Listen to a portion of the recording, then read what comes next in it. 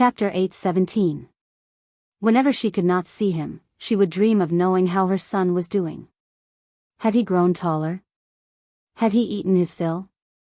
Would he be bullied by others? But now that he had appeared, she did not have the courage to open her eyes to look at him. How was she going to tell him that she was the cause of all his suffering?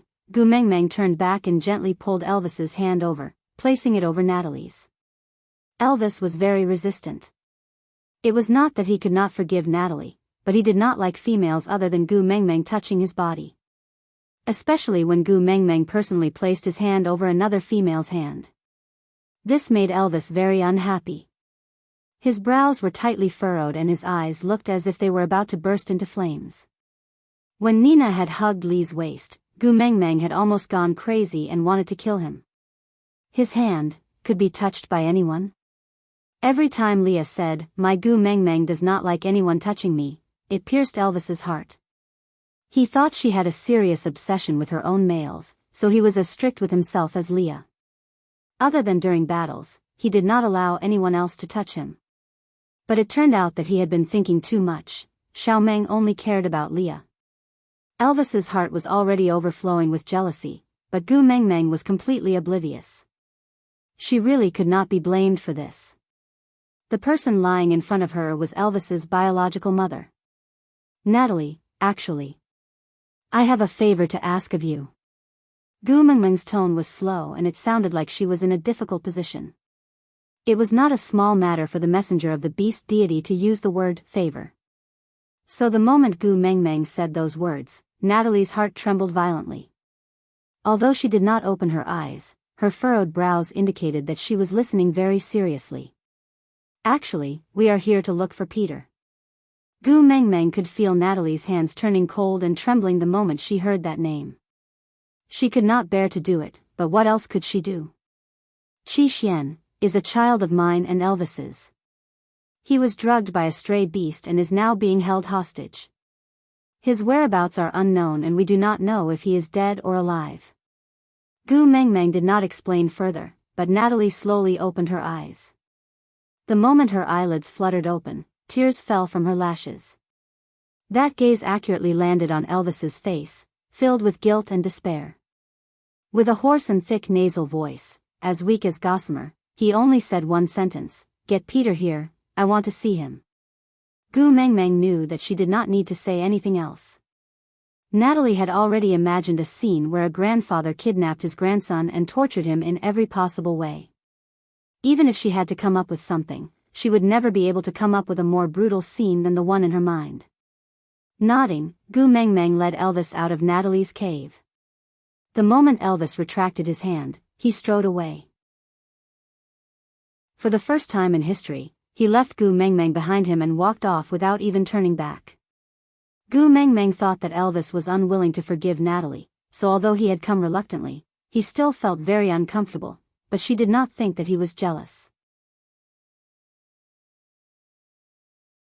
Chapter 8:18. How should she put it?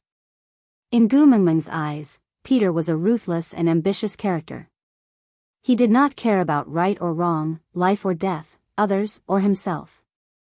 Other than Natalie, he did not care about anything else. But such a person was now wearing the flustered expression of a young lad experiencing his first awakening of love. It was as if he was holding a love letter and was about to confess to the person he liked for the first time. Just how much love did he have for someone who tortured his own son to death without batting an eyelid to reveal such an expression? Gu Mengmeng couldn't help smiling. It seemed like that weak female in the cave who could be blown away by a gust of wind was much more powerful than this murderous male in front of her. Gu Mengmeng and Peter did not acknowledge each other and just brushed past each other. The moment they exited the cave, Leah hugged Gu Mengmeng's waist. He used his chin to point at Elvis, who was standing with his back facing them. "What did you do to him? Why do you look like you've seen through the mortal world?" Gu Mengmeng tilted her head and looked at Elvis's back. She felt an inexplicable sense of pressure. She had already discussed with him about Natalie's matter before they came. Why did he not have such a huge reaction? Could it be that he could not take the blow of seeing his own mother? "I'll go take a look." Gu Meng Meng broke free from Lee's arms and walked behind Elvis. Elvis knew that Gu Meng Meng had come over. Even if he did not turn back to look at her, every cell in his body was involuntarily monitoring her every move. He knew it the moment she came out of the cave. Elvis. Gu Meng Meng tugged at Elvis's arm gently. Elvis turned his head to the other side, his rejection obvious. Gu Meng Meng was taken aback.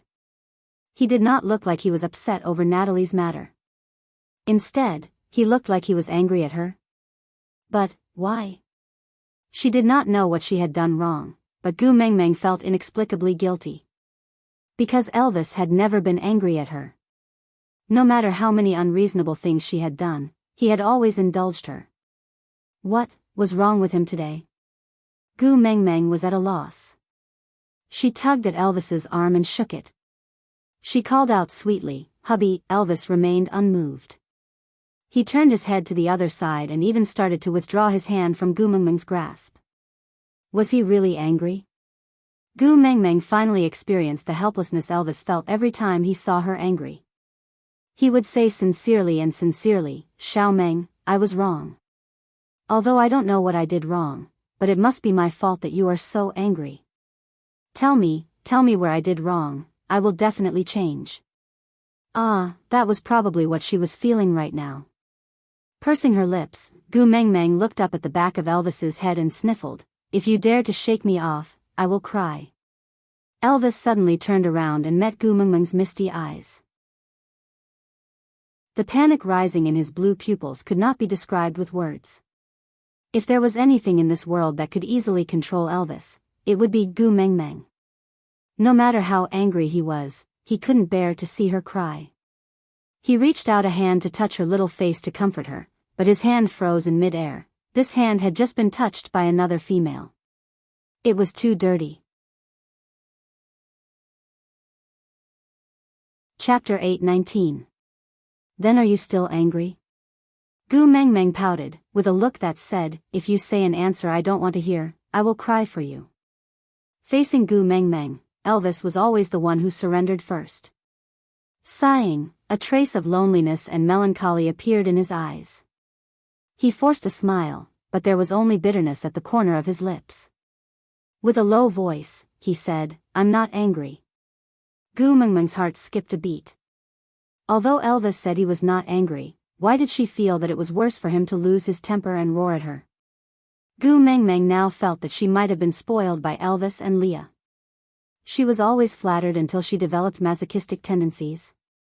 Letting go of Elvis's arm, Gu Meng Meng threw herself into Elvis's arms. She wrapped her arms around Elvis's waist tightly and rested her chin on Elvis's chest.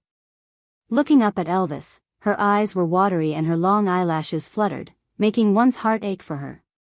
Even if she did not say anything, Elvis had already lost all his armor and was utterly defeated. Raising his clean hand to rub Gu Meng Meng's little head, he hesitated but still kissed her brow. "It's my fault for not being able to make you like me. I don't blame you." Gu Meng Meng was taken aback. She asked in a low, muffled voice, "Who said you don't make me like you? You are my hubby, why wouldn't I like you? Have you forgotten? I said before, I love you." Elvis chuckled. "You are still willing to lie to me. At least it proves that you still care about me, right?" "I didn't lie to you." Gu Meng Meng was a little anxious. Why did he suddenly say that she did not love him? Elvis just smiled. His gaze was deep, as if he was facing an abyss. Gu Meng Meng tiptoed and could barely reach Elvis's chin. She kissed him and said in a sweet voice, "Hubby, what's wrong with you? You are making me flustered. I feel like you are going to abandon me."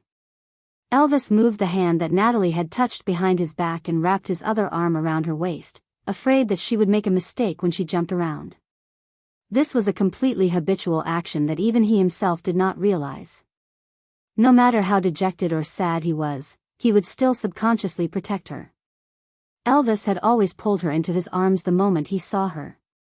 Today, she had already taken the initiative to throw herself into his arms, but he still had one hand behind his back.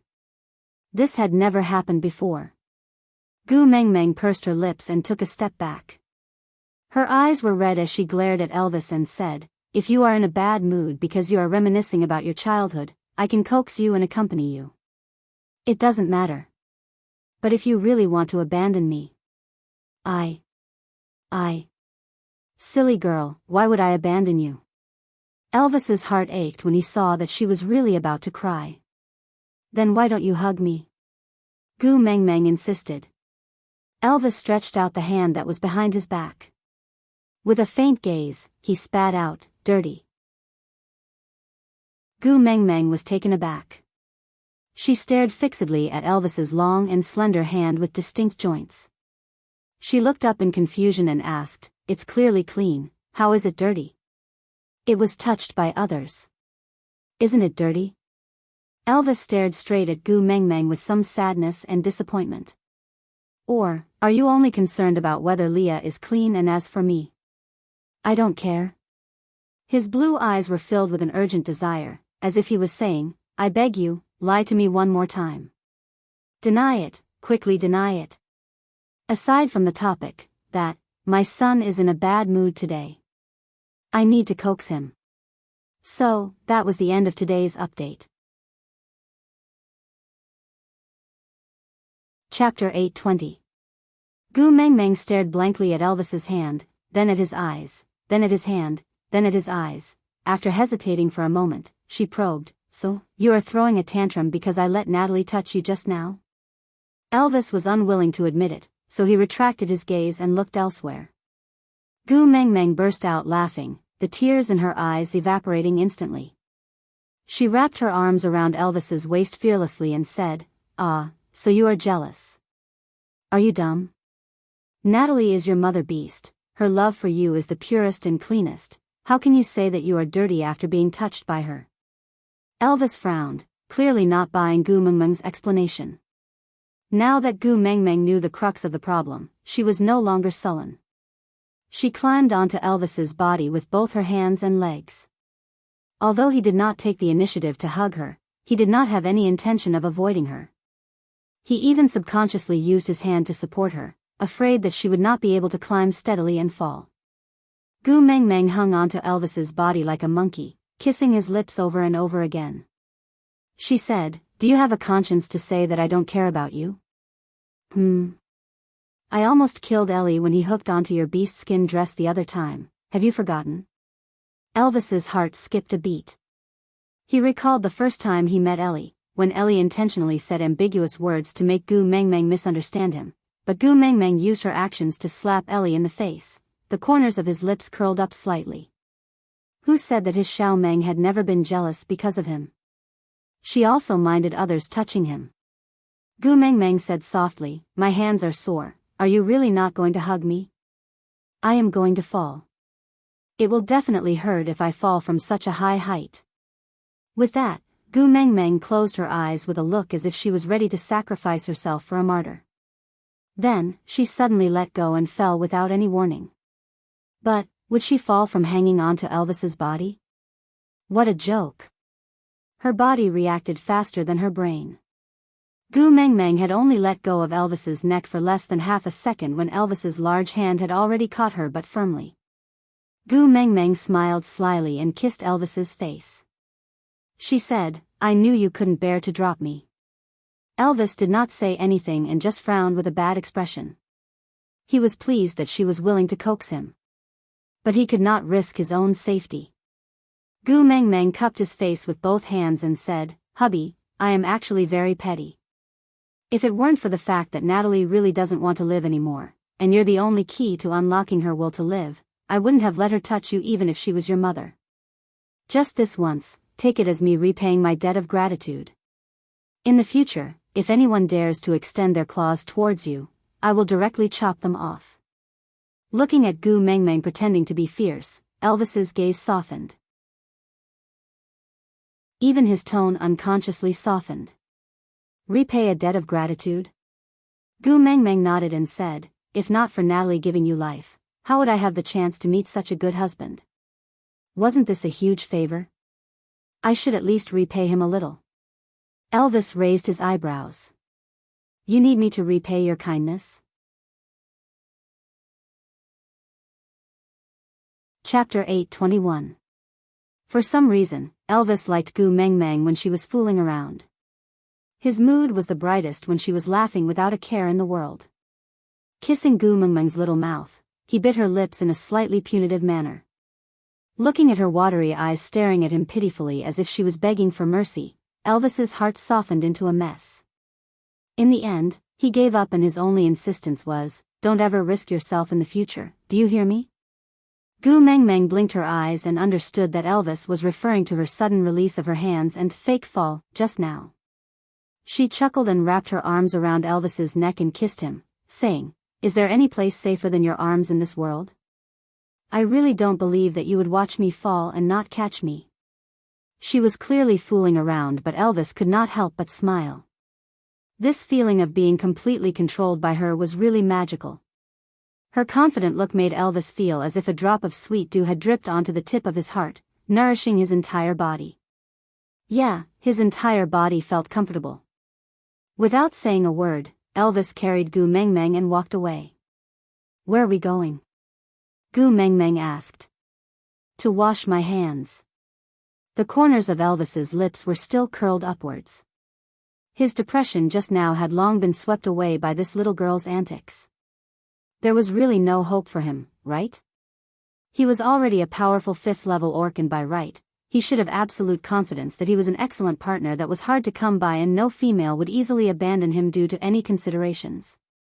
But in front of this little girl, he was still so worried about his gains and losses. He suddenly understood what this little girl had said when she was at odds with him at the beginning of their mating. "I mated with you because I love you, not because you are strong." He seemed to have understood something now. No matter how strong a man was, he was just like that in front of love. He knew that he loved her, he had always known that. But now that he had clear evidence to prove that he loved her as much as he thought, he felt very happy. Carrying Gu Meng Meng to the lakeside, Elvis put her down and started to wash his hands seriously. That degree of seriousness made Gu Meng Meng feel that he was not washing his hands, but wanted to scrape off a layer of skin from her hands. This kind of washing method, considering the degree of cleanliness he felt satisfied with, at most, there would only be a pile of bones left. Gu Meng Meng squatted beside Elvis, her fair and tender hands dabbing at the water. Then, she pulled Elvis's hand over and helped him wash his hands gently and carefully. After making sure that every single detail was washed clean, Gu Meng Meng pulled his hand over and kissed it. Then, she caressed her own face and smiled sweetly at Elvis. "All right, it's clean now. There's only my aura on this hand. Smell it." Elvis held Gu Meng Meng's little hand and brought the back of his hand to his nose to sniff. After confirming that it was really just her scent, he smiled in satisfaction and said, very fragrant, very sweet." Gu Meng Meng's eyes were filled with tears of joy. Before she could finish her sentence, Elvis pulled her into his arms. He kissed her collarbone and said, "Don't push me to others in the future, all right?" Gu Meng Meng nodded and said, "Don't push me to others anymore, all right?" Gu Meng Meng smiled. She wanted to say that was her mother and not someone else. Chapter 8:22. Gu Meng Meng did not argue further. If she was Elvis's only sense of security, then even though it was selfish, Gu Meng Meng enjoyed this unique trust. She wanted to protect and cherish this feeling. She felt that only she was different in Elvis's eyes. This made her very happy. Hugging and kissing Elvis, Gu Meng Meng promised, "It will never happen again. No one is allowed to touch my hubby." Gu Meng Meng's coquettish words softened Elvis's heart. It was already noon by the time he carried Gu Meng Meng back to Natalie's cave. Leah had cooked a huge pot of meat. The heat was on point and it melted in one's mouth. Although it was meat, it was not greasy and was just right for the weak Natalie. Gu Meng Meng was about to carry the bowl in for Natalie when she saw Peter walking out of the cave with a silly smile on his face. His gaze was so gentle that it was a little strange. The way he was covering his face, was indescribable. Peter only stopped abruptly when he almost bumped into Gu Meng Meng. He was stunned for a moment when he looked up at Gu Meng Meng. Then, He awkwardly cleared his throat and turned his face to the side. Gu Mengmeng then saw the obvious red flush on his face. This should have been a slap. But why was he smiling so amorously? Could it be that Peter was different from others and his excitement was on his face? Did it feel good to be slapped? Although it was not appropriate to speculate about her own father-in-law, Gu Mengmeng really could not understand Peter's expression. Was he going to be embarrassed or smiling like he was in heat? Could he not do it at the same time?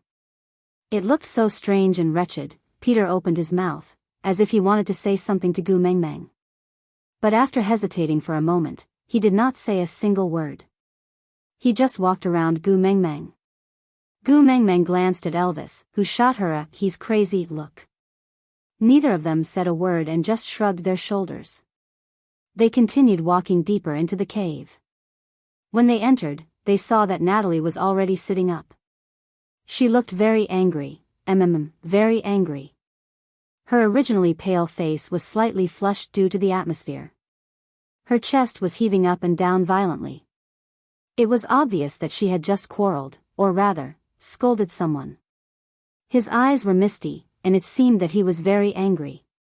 His fingers gripped the animal's skin tightly, as if he wanted to tear it into pieces. Looking up, he was taken aback when he saw that it was Gu Mengmeng. He instinctively looked at Elvis beside her and lowered his head. That one look was filled with guilt. Gu Mengmeng carried the food to Natalie's side and said, "This is made by my other partner. It's delicious, do you want to try it?" Natalie didn't take the food. She pursed her lips, and her fingers were trembling. After a long silence, she said, "I'll definitely get the antidote for you. No matter what. I won't let him hurt you again. I can do it." She was obviously very afraid, but she still made a firm promise. Gu Mengmeng's heart warmed because she knew that before she met Elvis, he was not alone. Although she could not protect him by her side, she had never stopped caring for Elvis. Chapter 8:23. Elvis carried Gu Mengmeng up unhappily and stared at her hand. "Touching others in front of me? Do you think I am dead?" Gu Mengmeng didn't mind Elvis's overbearing way of speaking. Instead, she enjoyed it. Hubby was mighty and domineering, wasn't he? The little dear's heart was pounding wildly. Smiling sweetly, she tilted her head and looked at Elvis with adoration.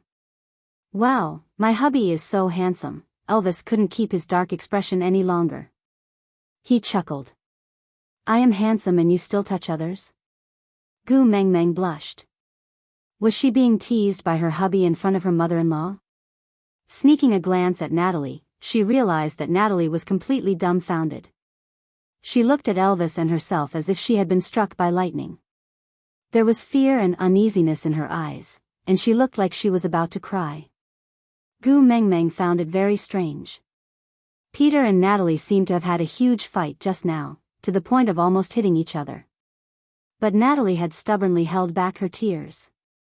Now, why was she crying? Could it be that seeing Elvis flirting with her reminded her of her dead partner, so her heart ached? But that shouldn't be the case. That gaze was clearly one of fear. What was there to be afraid of? Still looking? Elvis was unhappy that someone had drawn Gu Mengmeng's gaze away from his face. Regardless of gender, it made him furious. Gu Mengmeng felt that if she didn't pacify him, Elvis might explode in anger. She didn't want Elvis to be jealous of some fake and inferior product again. So she cupped Elvis's face with both hands and kissed him. I won't look. My eyes and my heart are all yours. My sweetheart." Even though he knew that she was fooling around again, Elvis still enjoyed the sweetness in his heart. Seeing him smile, Gu Mengmeng knew that she had succeeded in pacifying him. So she struck while the iron was hot. "Hubby, I want to tell you something." He knew that she must have a motive for being so unaccountably solicitous. Gu Mengmeng blinked cutely. "I saw grapes on the way back. I want to eat grapes." On the way back, he did see wild grapevines on a cliff. There were bunches of grapes hanging on them. They were so purple that they were almost black. They looked delicious. But she didn't bother then. She had wanted to call Leah, Wabi, and Ian to pluck some for them to eat. For now, she would use this reason to distract Elvis. Grapes? She wanted to eat, so she asked her male to find it. It was normal. But he did not say anything when he saw her on the way back, nor when he met Leah at the door. But he just had to say it now. If Elvis could not tell that she was trying to send him away on purpose, then he would be a fool. However, seeing how greedy she was, he couldn't bear to disappoint her. Even though he knew that she had ulterior motives, he still nodded his head and went to the place she had described to find the fruit called grapes that she wanted to eat. After Elvis left, Gu Mengmeng sat beside Natalie. Natalie's emotions calmed down a lot, but she looked at Gu Mengmeng cautiously, as if she was in a dilemma. Finally, she opened her mouth and said, "Can you not abandon Elvis?" Gu Mengmeng was taken aback. She pointed at herself and asked, "Me? Abandon Elvis? Why should I abandon Elvis?" Chapter 8:24. Natalie straightened her body and knelt beside Gu Mengmeng. She was hesitant and timid, but she still held on to Gu Mengmeng's little hand shakily. Her fingertips were cold and did not have any flesh at all. There was only a thin layer of skin wrapped around the bones, and it had a weight that could not be ignored. Elvis suffered a lot when he was young and never had a day of relaxation. He had to be cold and flawless, or else he had to die. This established the flaw in his character. He was not as good as other males at coaxing you with gentle words. But he treated you sincerely, he must be. Moreover, he is already a 5th-level beast. Even if you don't like him, don't abandon him on account of his strong fighting power, alright? Natalie looked up at Gu Mengmeng with a pleading expression. Tears were welling up in her eyes, as if they would fall off in clusters if Gu Mengmeng shook her head slightly. "You met him for the first time today after his first month. How do you know that he loves me?" Gu Mengmeng asked softly. Natalie was taken aback. She lowered her head and said, Gu Mengmeng said, "You don't know, right? You only said that out of a mother's instinct to protect him and not let him get hurt. You don't care whether he loves me or not, right?" Actually, Natalie could not completely deny Gu Mengmeng's words, because in her heart, she really thought that way. But this was not the whole story. Natalie was afraid that her words would not help Elvis and instead bring him trouble, so she hurriedly explained, "A person's eyes will not lie. No matter how fierce his gaze looks, the gentleness behind it cannot be hidden. His eyes, from the beginning to the end, can only see you, that's all. You are already his entire world. He is just not good at expressing himself. I beg you, give him a chance. Even if you don't dote on him, just don't abandon him." Gu Mengmeng pulled her collar and showed Elvis's mating mark on her collarbone to Natalie. She said, "Elvis is my first partner. I love him very much and will never abandon him. What's more, I didn't think he looked at me fiercely. On the contrary, I saw a heavy love in his eyes. He is a man who is willing to risk his life for me. He is worthy of me entrusting my life to him." Natalie was taken aback. She stared at Gu Mengmeng for a long time before her tears finally fell. Choking with sobs, he said, "You are the messenger of the beast deity after all. You see things more clearly than me." Gu Mengmeng released her collar and hugged her legs. She pressed her face against her knees and tilted her head to look at Natalie. "So it's not like you don't know anything." Natalie smiled bitterly, as if she had opened up her heart for the first time. "I've been locked up here for 17 years. In these 17 years, I've seen too many females captured by stray beasts being treated. The bloody reality is laid out in front of me. If I still can't see his care and protection for me, then I'm not only stupid, but also blind."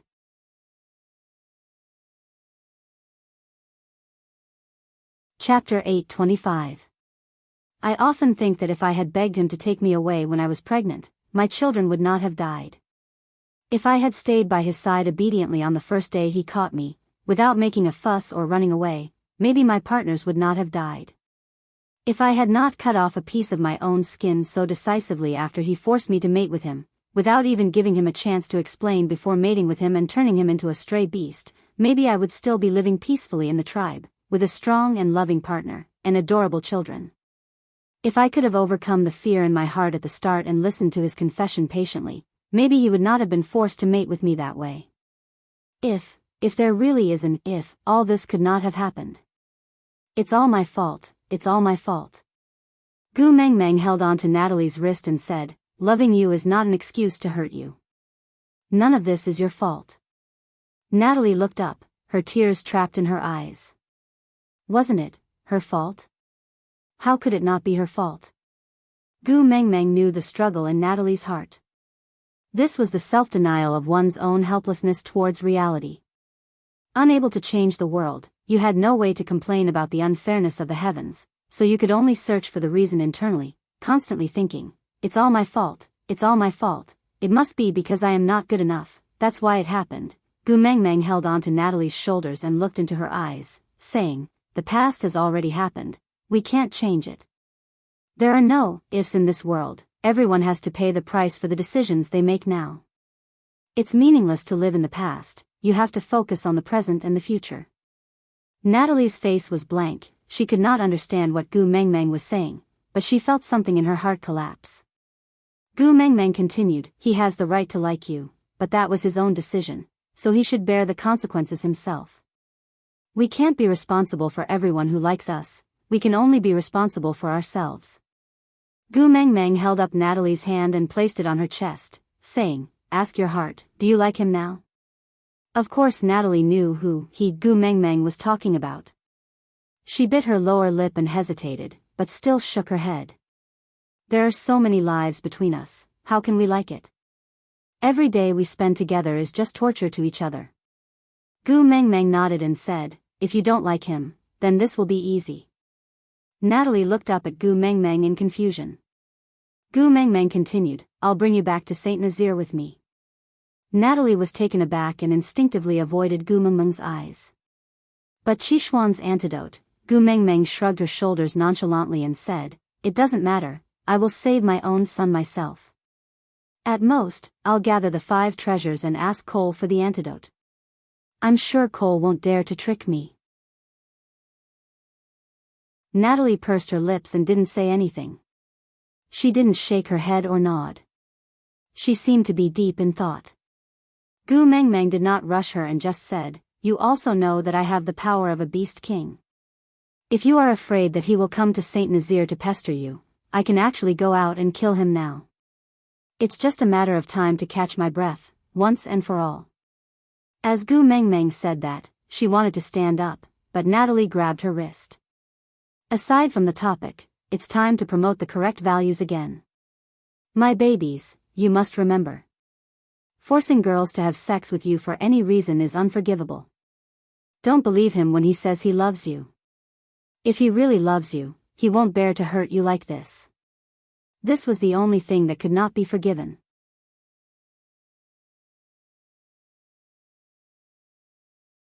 Chapter 8:26. Gu Mengmeng looked down at Natalie without saying a word. She just looked at her quietly, as if waiting for her to speak first. Natalie carefully released her hand and bit her lower lip. In a voice even softer than a mosquito's buzz, she said, he is Elvis's beast father after all. Gu Mengmeng chuckled. This shyness was really in a woman's nature. She liked him, and couldn't bear to part with him. Why did she have to find so many excuses? But she didn't expose him. She just said mildly, for Elvis's sake, I can spare his life.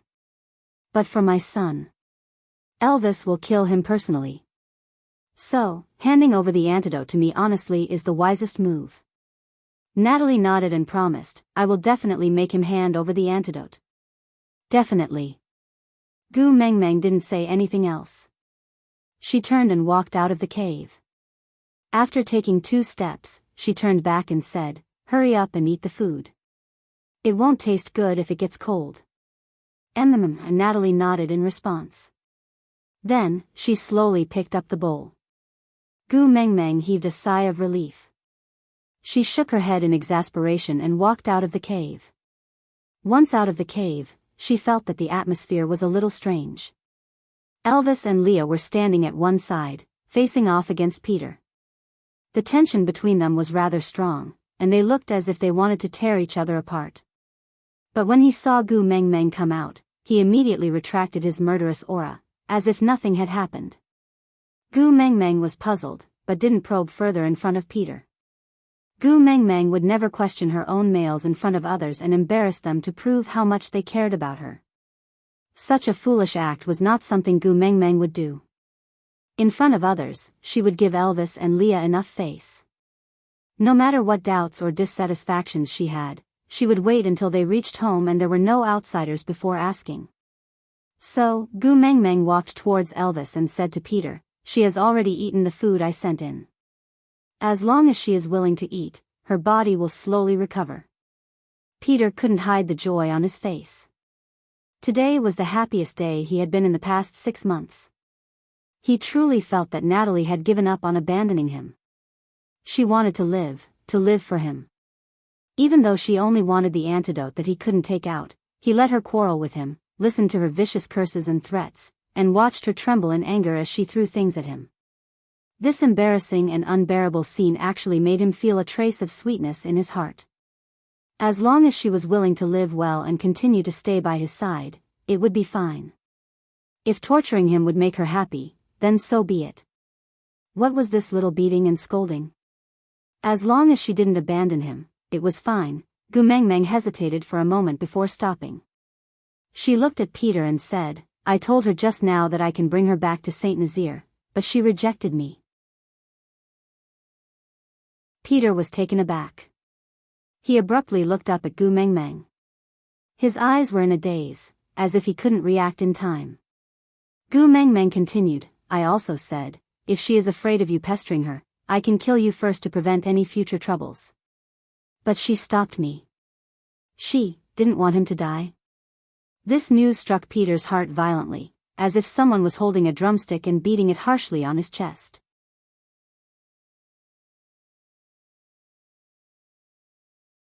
Chapter 8:27. But now, Gu Mengmeng had the ability and was willing to kill him for her.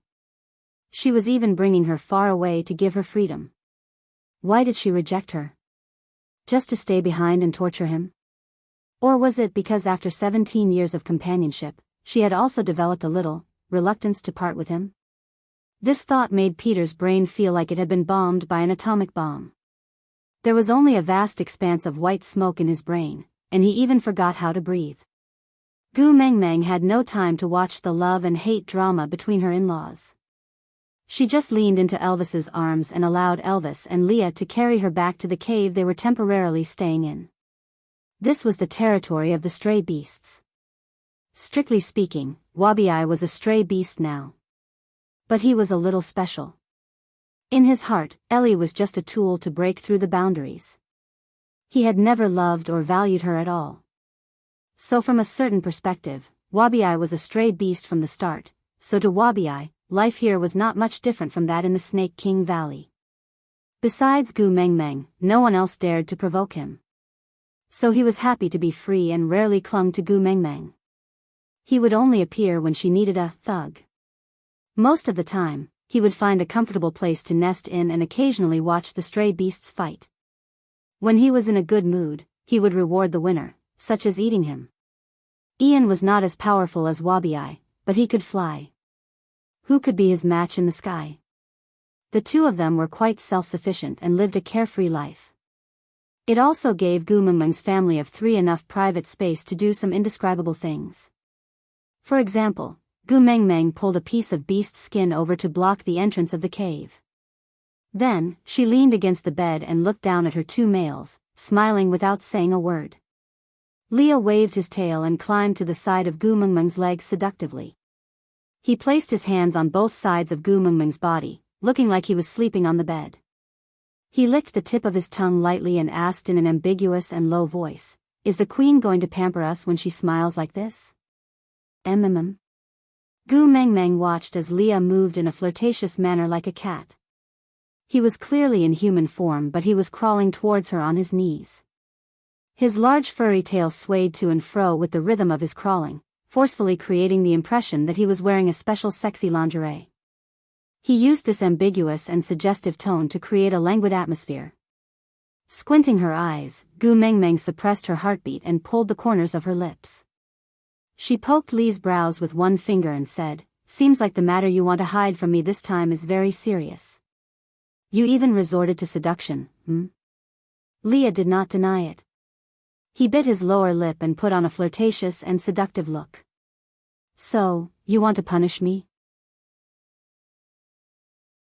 "Master," the last two words were said right beside Gu Mengmeng's ear. His warm breath carried the character's immersion into her heart. Master-servant play? Again with this kind of trick? Gu Mengmeng pushed Li's shoulders away. If she did not push him away, Gu Mengmeng's heart would jump out.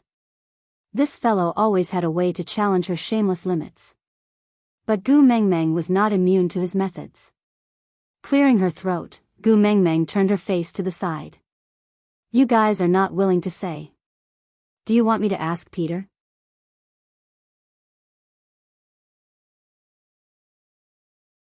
Chapter 828. Gu Mengmeng clearly knew that these two fellows were just trying to change the topic, but she still couldn't stop her heart from racing. Even her bones were melted by Elvis's last mmm. Her legs turned to jelly and she melted into Elvis's arms. Biting her lip, Gu Mengmeng said, "Stop fooling around, this is not Saint Nazaire." Elvis bit Gu Mengmeng's neck, his voice filled with a husky charm as he tempted her. "It's all right, with Wabi guarding the cave entrance, no one will dare to enter." Gu Mengmeng's face was flushed red as she tried hard to maintain her composure. "Wabi will hear. It's all right, I am deaf." Wabi's voice drifted lazily through the beast's skin. Gu Mengmeng shuddered and instantly hardened her resolve to not let Elvis and Leah have their way. Hardening her heart, she pushed Elvis away.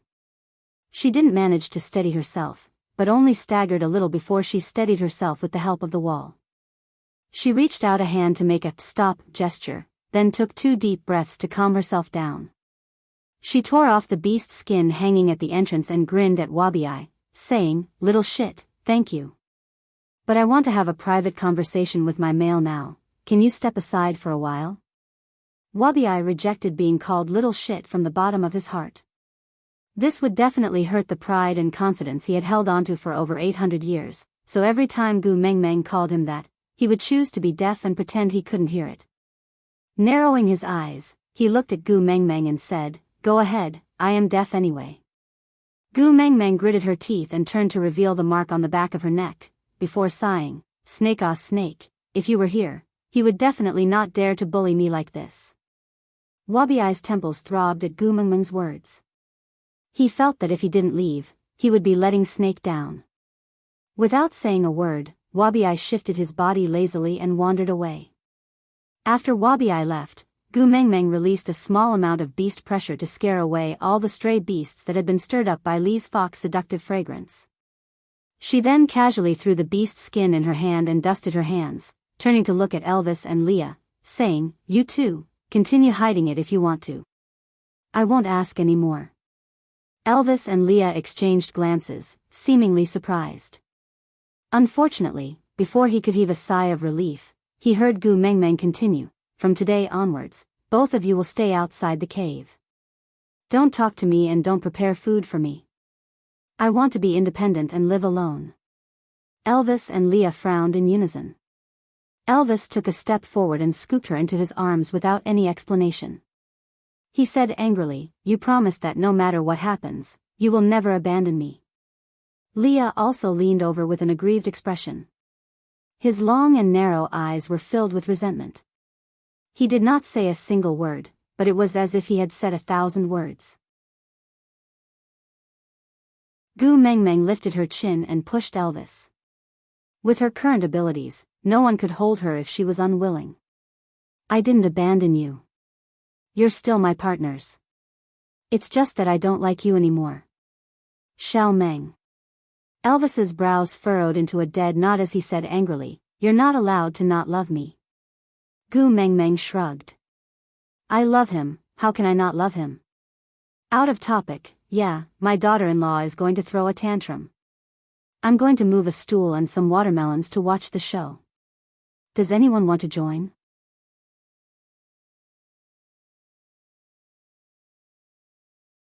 Chapter 8:29. But, you guys are getting more and more used to hiding things from me. The previous incident with Cole was decided by the two of you privately, saying that you were afraid that I would spoil the plan due to my impatience. Seeing that it was your first offense, I didn't hold it against you. But this time, you guys are doing the same thing again, hiding something from me even though you guys clearly have something going on. Gu Mengmeng's tone was very calm, as if she was just stating the facts. But this attitude made Elvis and Leah at a loss of what to do. If she threw a tantrum and threw a tantrum, they would still have 100 ways to coax her. What they were most afraid of was her not throwing a tantrum. In a relationship, lying is the beginning of a breakdown. You guys will slowly start to have secrets that I don't know, and I will become more and more paranoid. The cycle will repeat until either I break down or you guys break down. The final outcome will always be death. Since that's the case, why don't we cut our losses in time? From now on, I will learn to live independently and not rely on you guys for everything. I'll learn how to ignore your unspeakable secrets and live my own life. Xiao Meng. Elvis growled. When Gu Mengmeng hardened her heart, why would she be afraid of Elvis's expression? Not giving him a chance to interrupt, she continued, but don't worry, just because I still love you guys now, I won't be so heartless to turn you guys into stray beasts. I will always keep the mark on my body, and you guys will still be my partners in name. Elvis held Gu Mengmeng's waist tightly once again, refusing to let go despite Gu Mengmeng pushing him. He frowned and said, if you don't want me, you might as well kill me. Elvis looked down at Gu Mengmeng's hand that was pushing against his chest. He used a lot of strength, but with Gu Mengmeng's current abilities, it was not impossible for her to push him away. But to push him away, she had to use enough strength to break at least 2 of his ribs. That pair of fair little hands were hammering and pushing against his chest, but she could not bear to do so. You obviously can't bear to leave me, right? The corners of his lips curled up slightly, his smile carrying a hint of mischief. His blue eyes were filled with mirth as he lowered his head and kissed Gu Mengmeng's lips. He allowed her to bite him, allowed her to behave atrociously, but he could not stop her from escaping. The kiss lasted for a long time until Gu Mengmeng finally stopped throwing a tantrum or resisting. Elvis then slowly released her and used his thumb to wipe his lips. He lowered his head to look at the 2 drops of saliva on his thumb and chuckled. You bit me for half a day, but there is not even a scratch on my skin. You still don't want to admit that your heart aches for me? Yeah, I just can't bear to hurt you guys, so you guys can bully me? Gu Mengmeng glared at them, feeling a little angry. Elvis's heart ached for her aggrieved look and he said helplessly, how could we bear to bully you? It's just that there are some things that will upset you. We will solve them. You just have to be happy. Gu Mengmeng hung her head and said, you're still unwilling to tell me even at this stage. Elvis's heart tightened. He looked at Leah and finally surrendered, don't be angry, I'll tell you all right? Gu Mengmeng looked up at Elvis and asked, do you think I'm throwing a tantrum just because I want to know about this? Elvis was taken aback, as if he did not understand what Gu Mengmeng meant. Gu Mengmeng sighed and shook her head. Forget it, I don't want to know anymore. You guys go out, I want to rest. Aside from the topic, most of the time, a girl throwing a tantrum was not because of the matter itself, but because of the other half's attitude. Unfortunately, most of the time, boys would never understand.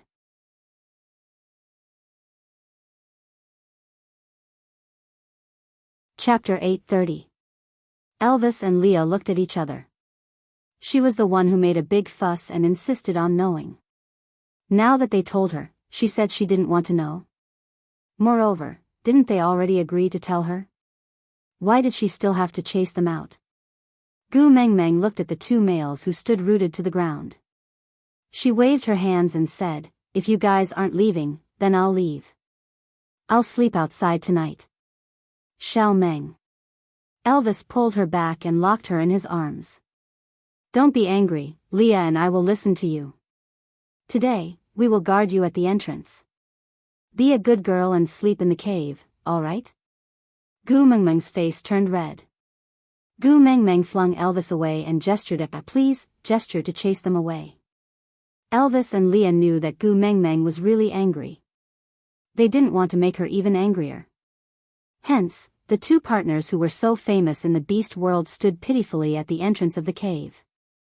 To be able to see Gu Mengmeng through the entrance, the two of them didn't avoid the sun.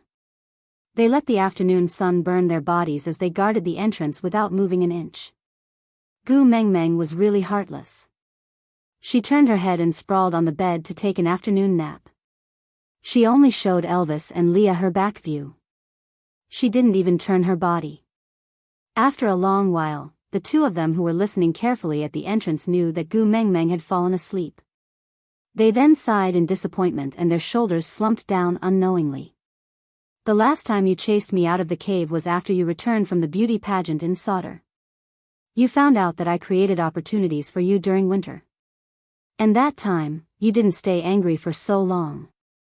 Elvis looked at Gu Mengmeng's back view and felt a little tormented. He was already used to her nestling in his arms when she slept. The way she slept in a daze always made his heart soften. If he wasn't around, would she fall onto the ground the moment she turned over? She was used to hugging his tail when she slept. Now that her arms were empty, would she not be able to sleep well? Leah smiled bitterly and said, "Yeah, I was envious when I saw you being chased out.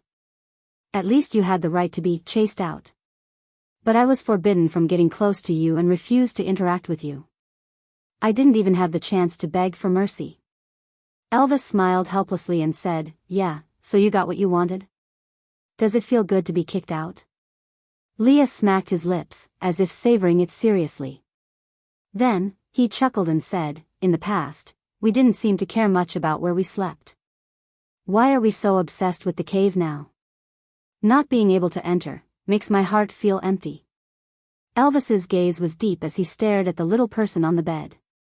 What we are fixated on is not the cave, but the little person throwing a tantrum in the cave. Leah nodded in agreement. That's right.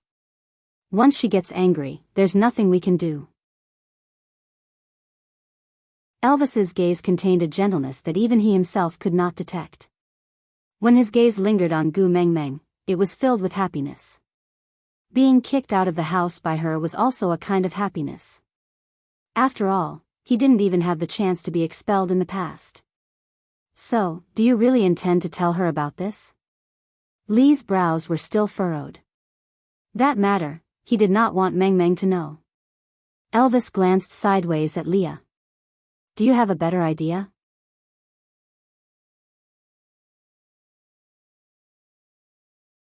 Chapter 831. Elvis nodded. I can choose not to say, but I cannot lie. I promised her that I would not lie to her. Leah nodded and did not say anything else. He just turned to the side to start cooking. Elvis stood at the same spot and continued to stare at Gu Mengmeng silently. That petite body had such a strong attraction that nothing in this world could compare to her in his eyes. Sighing, Elvis shook his head in exasperation. Just like that, she stood at the top of the tree. When Gu Mengmeng stood up and stretched lazily, it was just a gentle action, but it instantly affected the emotions of the two people standing at the door. Gu Mengmeng, I cooked potato and meat paste. Can I bring it in for you to try? Leah leaned against the door and asked with a fawning expression. Gu Mengmeng ignored him as if she could not hear him. Leah was not dejected and continued as if he did not notice Gu Mengmeng ignoring him. Natalie's body is weak, so this is definitely suitable for her to eat. How about I accompany you to bring it over and you can eat with her there? Gu Mengmeng remained silent. Leah looked at Elvis. Elvis sighed and his gaze deepened. Something might have happened in Sauter. This sentence stunned Gu Mengmeng. She looked up into Elvis's eyes and pursed her thin lips tightly without saying a word. Elvis took a deep breath and continued. I always knew that the stray beasts had such a standard because they had the support of a mighty figure. But I only found out today that this mighty figure is Cole. Gu Mengmeng was stunned. The stray beast's backer was Cole? If even Elvis knew about it, it meant that it was not a recent incident. But wasn't Cole the previous leader of Sodder? The leader of the Messenger's tribe was the backer of the stray beasts? Was this a plot of collusion between officials and bandits? Elvis could not bear to see Gu Mengmeng frown and did not want her to spend too much time pondering over Cole. Hence, he continued. The stray beasts' attacks on tribes may seem random, but it is not. They attacked tribes that were against Cole or had obstructed him in certain matters. They can be considered as Cole's secret force that helps him settle some shady matters. Gu Mengmeng frowned. She recalled that Cole had brought Qixuan somewhere after the dry season, and that he had not appeared for such a long time. Thinking back, the last time she saw him, he seemed to have asked her if the water source was ready and said that Sodder did not lack water. But later on, Gu Mengmeng dug her own well and did not take Cole's words to heart. But now that he thought about it, Elvis first mentioned that something might have happened to Sodder, then he mentioned that Cole was supporting the stray beasts behind the scenes. Elvis let out a long sigh and looked at Gu Mengmeng with a determined gaze, as if he was telling her, "Don't be afraid, I'm here." Peter said that at the beginning of the dry season, Cole came back with a little wolf cub. He felt that the little wolf cub looked similar to me, and Cole seemed to treat him very well. He even said, "I can't let my precious son lack water." After that, he brought all the stray beasts of 4th level and above away, leaving only Peter to guard the camp. Gu Mengmeng took a deep breath. She did not need to guess to know that the wolf pup Cole was carrying was Qixuan. Sodder does not lack water.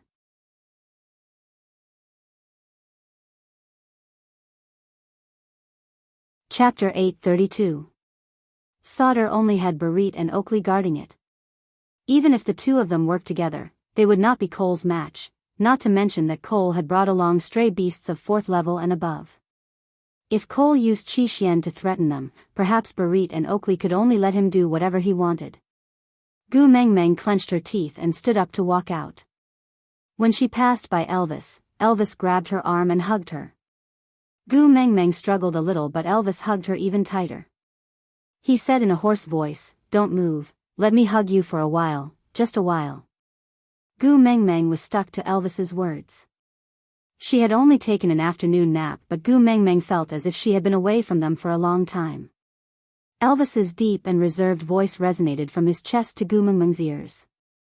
"You are clearly right in front of me, but I still miss you so much. What should I do? I feel like I am sick." Gu Mengmeng's heart softened, but her expression did not soften. She said coldly, "If you are sick, let Leah treat you." Elvis hooked Gu Mengmeng's little face and stared into her eyes. He can treat external injuries, but mental illnesses, medicine is ineffective. Gu Mengmeng turned her head and pulled her face back. "If you have a mental illness, find someone who understands you to treat it. I think Leah is just the right person. Both of you are so close and have no secrets. You can open your hearts and have a chat. Just treat it as a psychological consultation. Maybe you will recover after the chat." Elvis carried Gu Mengmeng up. Gu Mengmeng instinctively wrapped her arms around his neck. She wanted to retract her arms when she met his smiling eyes. But how could Elvis let her? A large hand held the back of her head and he kissed her on the lips. They lingered for a long time and were filled with love. "But, only you are my medicine. You can treat my illness and take my life." Gu Mengmeng's heart was clenched. Her entire chest was trembling in response. On the other hand, Elvis had already stood at the entrance of the cave to reflect on himself for an entire afternoon. After hearing Gu Mengmeng's jealous words, if he still did not know why Gu Mengmeng was so angry that she chased them out, he could not continue being her first partner. Wiping Gu Mengmeng's lips that were stung by his kiss, Elvis said dotingly and indulgently, "You are angry that I always hide things from you. I won't hide it from you in the future. Don't be angry, okay?" Gu Mengmeng pursed her lips and her expression softened a little. But she still pretended to be confused and asked, "Really? Or are you just trying to coax me? Everything I say to you is a promise, and I won't lie to you." Elvis kissed Gu Mengmeng's little face, which had turned into a steamed bun from anger. Having just woken up, her skin was tender and soft and the texture was extremely good. Moreover, I hid these things from you because I was afraid it would affect your mood. If you feel worse because you don't know, isn't that putting the cart before the horse? I won't do it again.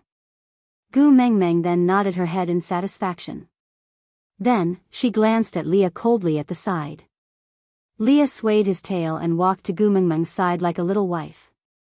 He placed his arm on Elvis's shoulder and used his long and narrow eyes to act out an affectionate apology.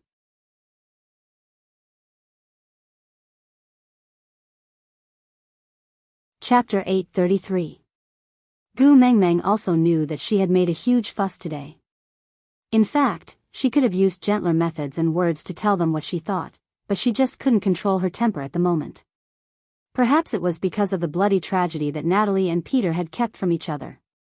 She felt really uneasy, terrified and at a loss as to what to do. If Elvis and Leah were to keep things from her, would there come a day when these minor details would pile up into a colossal figure that would crush all the trust between them? You wouldn't understand if I didn't say it. This was the initial state of estrangement in a relationship. But now that Elvis and Leah had promised not to keep things from her again, she naturally wouldn't continue to pester them endlessly. After all, her mental age was already over 1,000 years old. There was a limit to how willful she could be. Lowering her head, Gu Mengmeng twisted her fingers. My tone wasn't good today.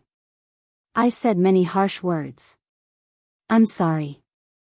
Elvis and Leah each stood on one side and kissed Gu Mengmeng's face at the same time.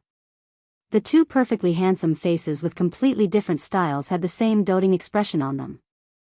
Elvis did not say a word while Leah held Gu Mengmeng's little hand and kissed it. You know very well that compared to an apology, we prefer to hear your confession. Gu Mengmeng's face was blushing, looking even more hazy and gentle under the moonlight. She said in a soft tone, I will never say that I want to leave again. You guys are the most important people to me. I only took an afternoon nap and I already feel so lonely. If you guys really leave, I don't even know who I can cry to. Silly girl. Elvis tightened his grip on her waist. Looking into her apologetic eyes, he smiled. Unless I die, I will never leave you. Gu Mengmeng pressed her forehead against Elvis's. You won't leave even if I chase you away? Elvis kissed her on the lips. Then, he replied in a low voice, You are my entire world. Where else can I go? Gu Mengmeng didn't say anything else. She just smiled sweetly. Leah brought over a large bowl of potato and meat paste. Can we eat now? Do you want it here or take it to Natalie's and have it with her? Gu Mengmeng thought for a while and said, Let's go eat with Natalie. I will bid farewell to her on the way. You want to go to Sauter? Elvis asked as he carried Gu Mengmeng towards Natalie's cave. Gu Mengmeng nodded and said, I'm worried about Barit and Oakley, and Chi Xian is also here. Elvis stopped in his tracks and looked at her quietly. Gu Mengmeng tilted her head and asked, What's wrong? Elvis took a deep breath and wanted to suppress the discomfort in his heart, but when he thought about how he promised not to hide anything from her, he swallowed back the words I'm fine and ground it into a sentence in his throat. Barit is your pursuer. He even confessed to you earlier than Leah. You're so worried about him. Are you thinking of taking him in as our third child? Gu Mengmeng was taken aback for a moment before smiling. Instead of answering, she asked, Then I also mentioned Oakley. Are we going to accept him as the fourth in our family?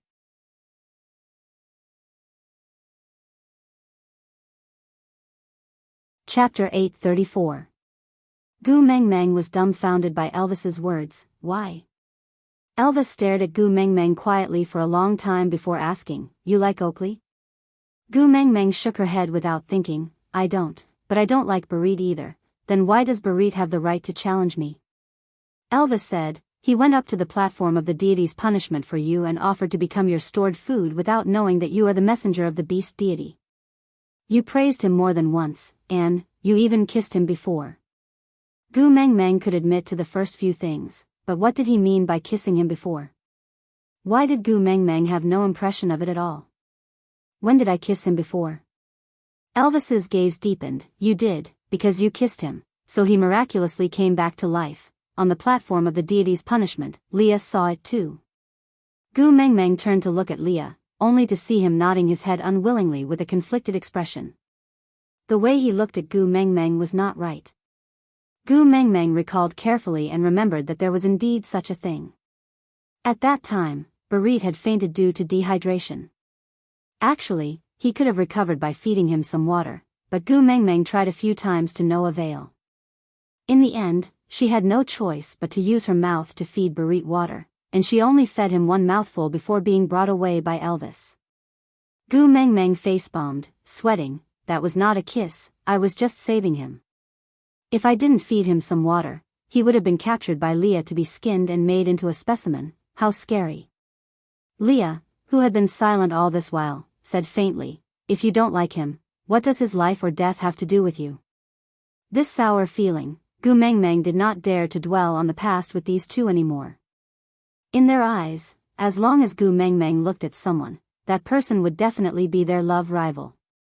Even for Cole, just because Gu Mengmeng mentioned his name frequently, the two of them had already imagined all sorts of love-hate plots. As a result, Gu Mengmeng didn't even dare to scold Cole in front of them in the later stages. I really want to go to Sauter because I am worried, but it's not because I like Barit. It's because he, Oakley and the rest of the snow foxes are now my tribesmen and I have to be responsible for their lives. You can't ignore them when you know they're in danger. Elvis heaved a sigh of relief and did not refute Gu Mengmeng. He did not want to force Gu Mengmeng to admit that she liked males other than him and Leah, so he had been anticipating Gu Mengmeng's rebuttal from the start. Now that she had refuted him, he naturally would not pursue the matter any further. What should he do if she doesn't refute him? They continued walking towards Natalie's side. When they were about to reach the entrance of the cave, Elvis opened his mouth and said, Xiao Meng, if there comes a day when you really have your eyes on a male, you must tell me in advance so that I can be mentally prepared. Just as Gu Mengmeng was about to say that she would not bring any more men into the house, Leah spoke first. Yes, you must tell me in advance, so that I can silence him before the rice is cooked. Gu Mengmeng was taken aback for a moment before she broke into a smile. She patted Li's shoulder and said, it's really a dangerous thing to be liked by me. No? Leah raised his eyebrows and asked.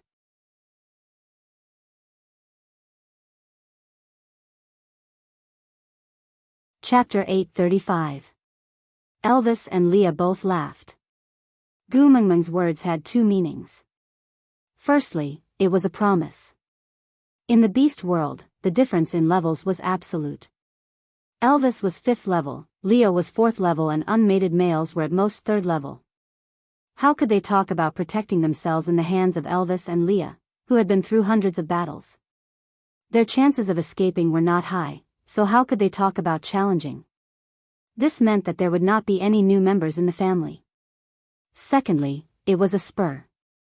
She was indirectly telling them that she did not wish to see them get hurt. They had to become even stronger and protect themselves no matter what. Only then would they have the right to stand by her side and be her males. I will always listen to Xiao Meng. Elvis kissed Gu Mengmeng's temple. Leah bit Gu Mengmeng's left ear and rubbed it intimately. As you wish. After a while, Elvis and Leah continued to accompany Gu Mengmeng to Natalie's cave. But when they were about to reach, the three of them stopped in their tracks with a serious expression.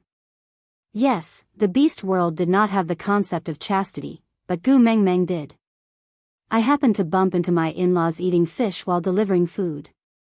It was so awkward at the cave entrance. Should I turn around and leave? Or should I turn around and leave? It's urgent, I'm waiting online. Gu Mengmeng jumped down from Elvis's arms and took 2 steps back with a blushing face. She asked Leah to divide a portion of the food into a stone bowl and let Elvis place it at the cave entrance. Elvis did as he was told with a black face. Then, he carried Gu Mengmeng back to the cave where they were temporarily staying. Gu Mengmeng had slept a lot in the afternoon and was in high spirits now. She could not fall asleep no matter what, so after dinner, she dragged Elvis and Leah to discuss the rescue mission at Sauter. When she first heard the news, Gu Mengmeng wanted to rush over immediately. But after calming down, she felt that it was not appropriate to rush over now. Elvis and Leah also felt the same way.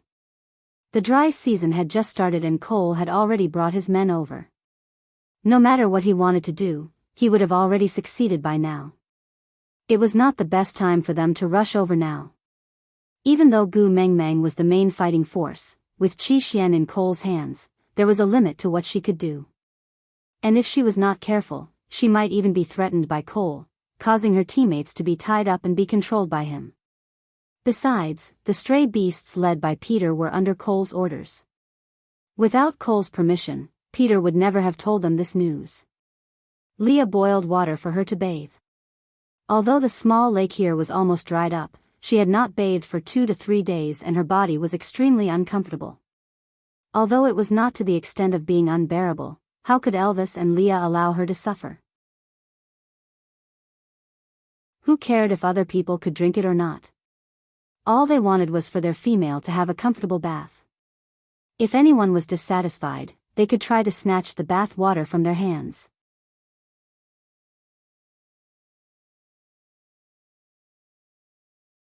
Chapter 836. I had been very careful along the way and didn't realize that anyone was following me.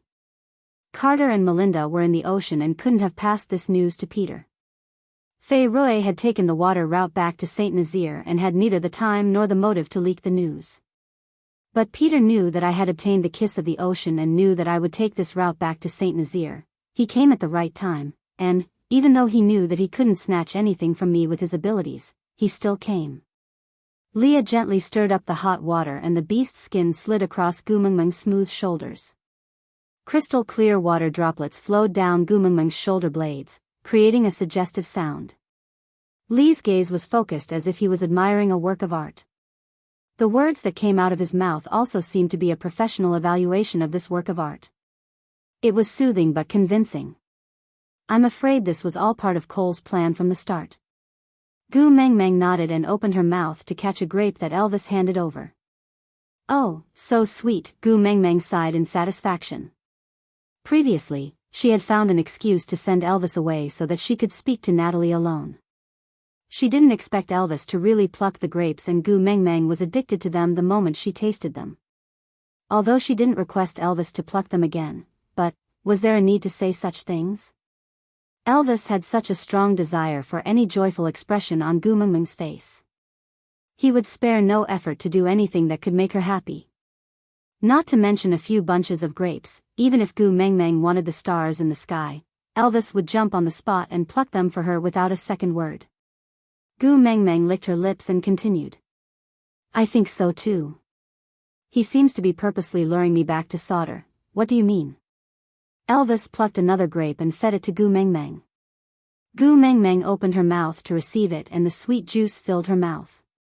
Her teeth were filled with the sweet juice and this sweetness directly brought her a sense of bliss. Gu Mengmeng narrowed her eyes in satisfaction and swallowed the grape. When the dry season started, he told me that Solder had a well and there was no shortage of water. He asked me if I wanted to go to Solder to spend the dry season there. Was this considered a bribe? I ignored him then and didn't take it to heart. Wasn't it just a well? We can just dig one ourselves. Elvis nodded with a chuckle, but did not mention that she was the only one in the entire beast world who could make digging a well sound so easy. He did not know what the well meant to the beast world. There were only 2 wells in the entire beast world, one in Solder and the other in Saint Nazaire. It was the fountain of life that the messenger of the beast deity had bestowed upon the messenger's tribe. This was also one of the reasons why every tribe wanted to take possession of the messenger of the beast deity. Food in winter and water source in dry season were enough to make every tribe in the entire beast world go crazy. The item that Gu Mengmeng shared so easily was the treasure that the previous messenger of the beast deity used to control the beast world.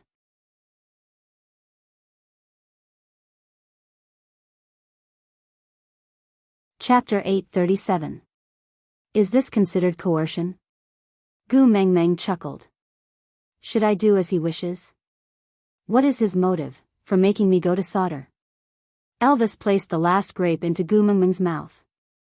It should not be coercion, but a provocation. Gu Mengmeng raised her brows and looked at Elvis. Elvis chuckled. Do you still want to eat? Should I help you pluck more? Gu Mengmeng shook her head. Elvis rubbed Gu Mengmeng's little head. Seeing her eating contentedly made him feel better. But at the mention of coal, a cold glint flashed across Elvis's eyes. It was fleeting and not obvious. Solder is now a division of Saint Nazaire. Coal brought stray beasts to invade. This is a territorial dispute and there is no room for compromise. So it is not a threat and I will not allow you to be forced. Gu Mengmeng nodded. She was impressed by Elvis's strong stance on the left. My hubby is so manly. This imaginary special effect had been floating around Gu Mengmeng like a 3D experience. Elvis enjoyed Gu Mengmeng's adoring gaze very much. The water temperature was no longer high enough. Elvis scooped Gu Mengmeng out of the stone basin and wrapped her up in a warmed beast skin. Leah moved the bathtub out to deal with it. Then, he started a fire in the cave to evaporate all the water from Gu Mengmeng's bath. This was to prevent her from sleeping uncomfortably at night. Elvis placed Gu Mengmeng on the bed and rested her head on his thighs. He used a clean beast skin to gently dry her hair. His heart softened at the sight of her flushed face from bathing. Let Leah and I handle the territorial dispute, all right? Gu Mengmeng nodded. Yeah, I am happy to be free. Actually, when Peter told them this piece of news, Leah immediately realized that this was Cole's entire plan. After all, Leah was all too familiar with Cole's methods. Even if he could not immediately piece together the whole picture, he still had a sharp intuition. And Elvis naturally trusted Leah. That was why the two of them were so obviously hostile towards Peter. There was no other reason. Anyone who helped Cole set up a trap for Gu Mengmeng was naturally an enemy. It was the same for his biological father. He did not tell Gu Mengmeng because he did not want her to worry. After all, during this period of time, there seemed to be nothing that could make her happy. They had clearly promised to make her happy, but why was it that after mating with them, Gu Mengmeng's life was filled with trouble?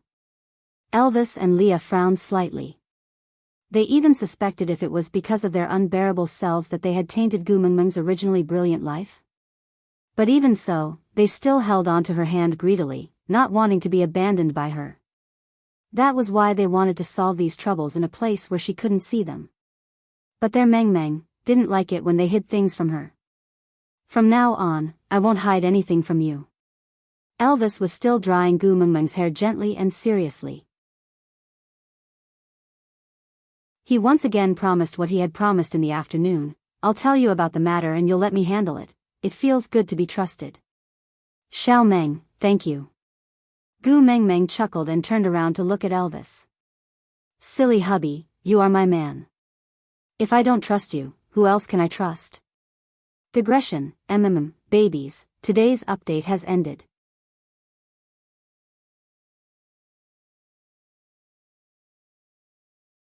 Chapter 838. The next morning, Natalie appeared before Gu Mengmeng. Gu Mengmeng was momentarily taken aback, but it didn't last long. Natalie's complexion was already much rosier. She must have eaten regularly these few days, in addition to Peter's meticulous care. Her complexion looked much better than before. Although she was still weak, at least she didn't give off the feeling that she was about to die the next second. Natalie kept sneaking glances at Elvis from the corner of her eye, as if she wanted to speak to him. But Elvis's stay-away expression was too cold. Natalie mustered up her courage several times, but ultimately didn't dare to approach Elvis. Sighing, Natalie shifted her gaze back to Gu Mengmeng. Peter promised to bring me to find the antidote for Qi. Although it will not be easy, I will definitely supervise him in concocting the antidote. Gu Mengmeng nodded. Gu Mengmeng tilted her head to look at Peter. An unnatural expression flashed across his face. Clearly, finding the antidote was all nonsense. He was just creating an opportunity to bring Natalie far away from this place and start anew. A world where there would be no misunderstandings or conflicts between the two of them. He just wanted to find a way to stay by Natalie's side, right?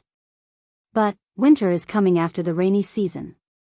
Won't it be too dangerous for you to go out to find the antidote now? Gu Mengmeng was a little worried. Although Peter was a 5th-level beast and had rich battle experience, even the strongest beast was as insignificant as a grain of sand in the face of nature. How could he overcome the cold winter and the lack of food alone?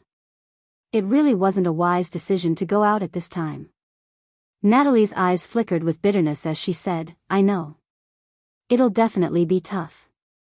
But I want to quickly concoct the antidote. Only by saving Qi Xian can I have the right to say sorry." Natalie's gaze landed on Elvis again. Seeing that he didn't even frown, completely ignoring her and Peter, she would be lying if she said she wasn't disappointed. But after what Elvis had gone through, it was understandable that he wouldn't forgive her. She needed a chance to make up for it. She had to do something for Elvis, so that she wouldn't be tormented by the guilt in her heart.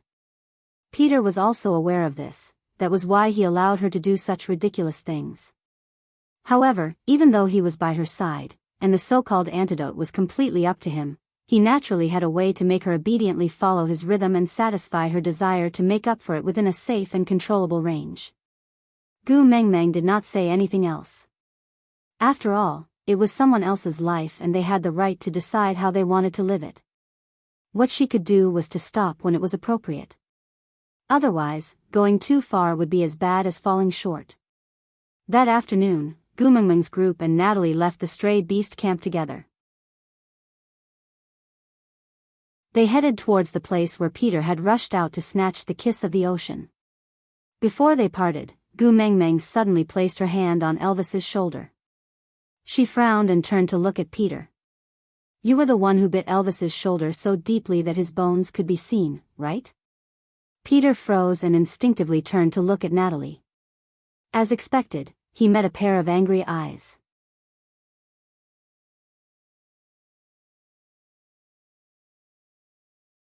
Chapter 839. Natalie's eyes reddened and tears welled up in her eyes. Her heartache fell on Elvis's shoulder. Even though there were no teeth marks left, it was as if Natalie could see Elvis being bitten until his flesh was a bloody mess. Clenching her fists, Natalie turned and ran off. Peter glared at Gu Mengmeng, but she just shrugged. "She will run off if I don't chase after her now." Peter shook his fist fiercely, then ran after Natalie without looking back. Gu Mengmeng crossed her arms as she watched Peter explain and Natalie throw a tantrum. Only when the two of them had completely disappeared from sight did Gu Mengmeng lean into Elvis's arms. "Let's go back to Saint Nazaire." Elvis didn't say a word. He just carried Gu Mengmeng steadily toward Saint Nazaire. Leah reached out to poke Gu Mengmeng's little face. "Why are you smiling like that?" Gu Mengmeng had been trying to hold in her laughter. But after being exposed by Leah, she couldn't hold it in any longer. Shaking her shoulders, she laughed. "I guess I am the first person in history to matchmake my own in-laws. I should be able to secure the title of a filial daughter-in-law, right?" Leah raised his brows. "I don't understand. Are you trying to matchmake them or break them up?" Gu Mengmeng leaned against Elvis's shoulder and chuckled. In this world, there is probably no one who is more sincere to Natalie than Peter. Peter is the best candidate to ensure that Natalie receives the best care. But he bullied my hubby so much in the past. If I let him live too comfortably, I will not be happy. Elvis lowered his head and kissed Gu Mengmeng's little head. "So, are you taking revenge for me?" Gu Mengmeng nodded and admitted it openly. The corners of Elvis's lips curled up. His gaze was always gentle when he met her eyes. Raising his brows, he said, "Based on my character, this level of revenge is too gentle. But, because you are the one who did it, I feel very blessed. Yeah, just take it that I have already taken my revenge. I will not pursue the past." Actually, Gu Mengmeng didn't mean that. She did not do anything cruel to Dell, not because she expected Elvis to forgive her. After all, he had gone overboard and was too cruel in the past. In Gu Mengmeng's heart, it would not be wrong to kill Peter 100 times over. But she did not do so because she did not want to overstep her boundaries. She wanted to leave the final decision to Elvis. No matter how he wanted to take revenge, she would stand by his side unconditionally and support his decision. And the little prank she was playing now was at most creating some trouble for Peter, taking it as interest. However, if Elvis was willing to give up on revenge because of the sweetness she brought him, it would be the best scenario for her. She did not care what happened to Peter. She cared about Elvis. Forgiving Peter was actually letting Elvis off. The heart was only so big. If it was used to store hatred, then where was the love? As for Elvis, his hatred towards Dell had long faded to the point that he could no longer recall it. As a male, especially after having Gu Meng Meng, Elvis could understand Peter's craziness more and more.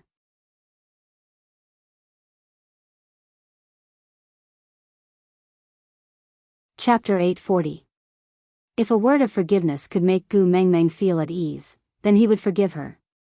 Whether it was Peter, Natalie, or anyone else, as long as Gu Meng Meng wanted him to forgive her, then he would forgive her. Although he no longer cared about motherly love, if Gu Meng Meng felt that he would be happier with Natalie alive, then he would show her happiness. Anyway, he was willing to do anything that could make her happy. Moreover, how could he not be happy when he saw how concerned she was for him? The journey is very boring. Do you want to chat with the beast deity? Elvis suggested. Gu Meng Meng shook her head. I want to accompany all of you. How could Elvis not want Gu Meng Meng to accompany him? It was just that Gu Meng Meng was always in a good mood when she returned from the beast deity's place. So although he would feel very lonely when she fell asleep, he still hoped that she could be happier. Wabi-I looked at Gu Meng Meng with hidden bitterness. Why don't you go visit him? If you fall asleep, we will be able to travel much faster. Otherwise, if we continue like this, I will become a dried snake when we reach Saint Nazaire. Gu Meng Meng knew that Wabi-I was speaking the truth. But she also knew that he was just worried that Snake would be too lonely and wanted her to accompany him. But Wabi-I clearly didn't know that she could not communicate with Snake even if she went to the messenger of the beast deity's place. She could only look at him and her other self in the parallel universe. Looking at Wabi-I's increasingly dry skin and listless expression, Gu Meng Meng felt apologetic. In order to obtain the kiss of the ocean, she had dragged him along even though it was clearly not the right season. If watching a television series at the beast deity's place could make Wabi-I feel better, then so be it. Gu Meng Meng took a deep breath. Alright, in order not to be a burden to everyone, I will go accompany my father after lunch.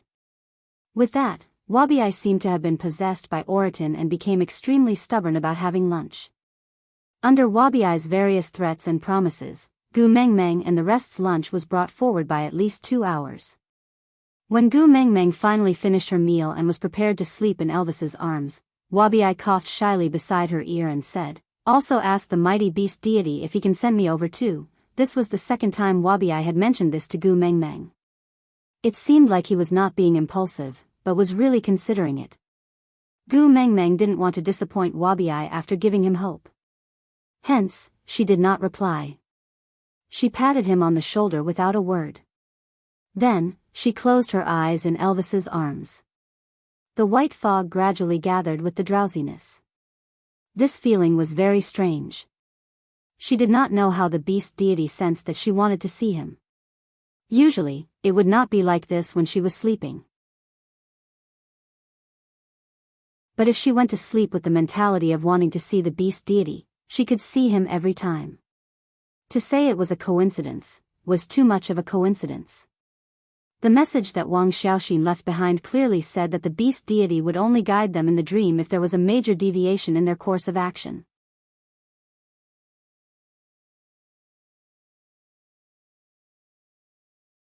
Chapter 841. Gu Meng Meng smiled sweetly. Father, I am here to ask you something on behalf of my friend. The beast deity didn't answer Gu Meng Meng's question. He just pulled her wrist and walked deeper into the white fog. Let me show you something first. Gu Meng Meng understood that the beast deity clearly didn't want to answer Wabi-I's question. Otherwise, he wouldn't have interrupted her so obviously. So Gu Meng Meng didn't continue asking and just let the beast deity change the topic. Look, the beast deity was like a child presenting a treasure.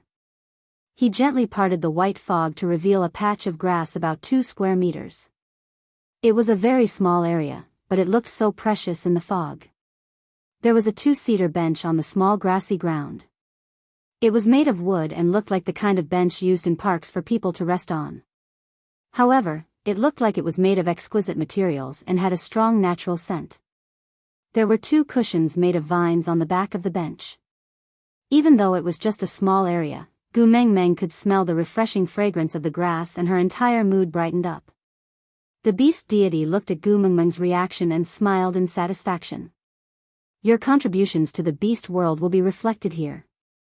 And everything here will become your strength. Gu Mengmeng looked at the beast deity as if he was an idiot. She had no idea what he was talking about. The beast deity cleared his throat. I told you before. Every messenger of the beast deity transmigrated to the beast world with a specific mission. Wang Xiaoxin's mission is faith, while yours is hope. At first, I thought that the manifestation of hope would be a seed that would slowly grow into a towering tree with the accumulation of energy, but I didn't expect that it would be like this. Huh, my good daughter, you really surprised me. Yes, no matter how lush a tree is, how can it be compared to a grassland? If you want to talk about hope, it would be a boundless grassland filled with vitality. Gu Mengmeng held her forehead. She pointed at the patch of grass that was less than 2 square meters. So how did this thing come out? What did I do to get this thing? You brought hope to others, so you gained energy. The beast deity smiled amiably, looking as if he was saying our children are so promising. Gu Mengmeng could not bear to look at that baffling sense of accomplishment and pride. A person who could only be called brother at most was looking at you like a father looking at his daughter. How King strange. Hope. Gu Mengmeng lowered her head and tried her best not to look at the beast deity's face that could never be put together. She thought quietly. The last time he was here, this thing didn't exist. Between the last time and this time, only 2 things had happened. The mermaid clan and the giant fish clan had merged to form the new Bridges clan. Natalie and Peter had reunited. The second matter could only be considered as a private matter. Gu Mengmeng had done countless of such private matters, including Sandy, Colin, Carter and Melinda. If matchmaking others could be considered as bringing hope and accumulating strength, then why would she still be the messenger of the beast deity? She could just be a matchmaker and open a marriage agency. So, the so-called hope was referring to the merger of the 2 tribes in the sea?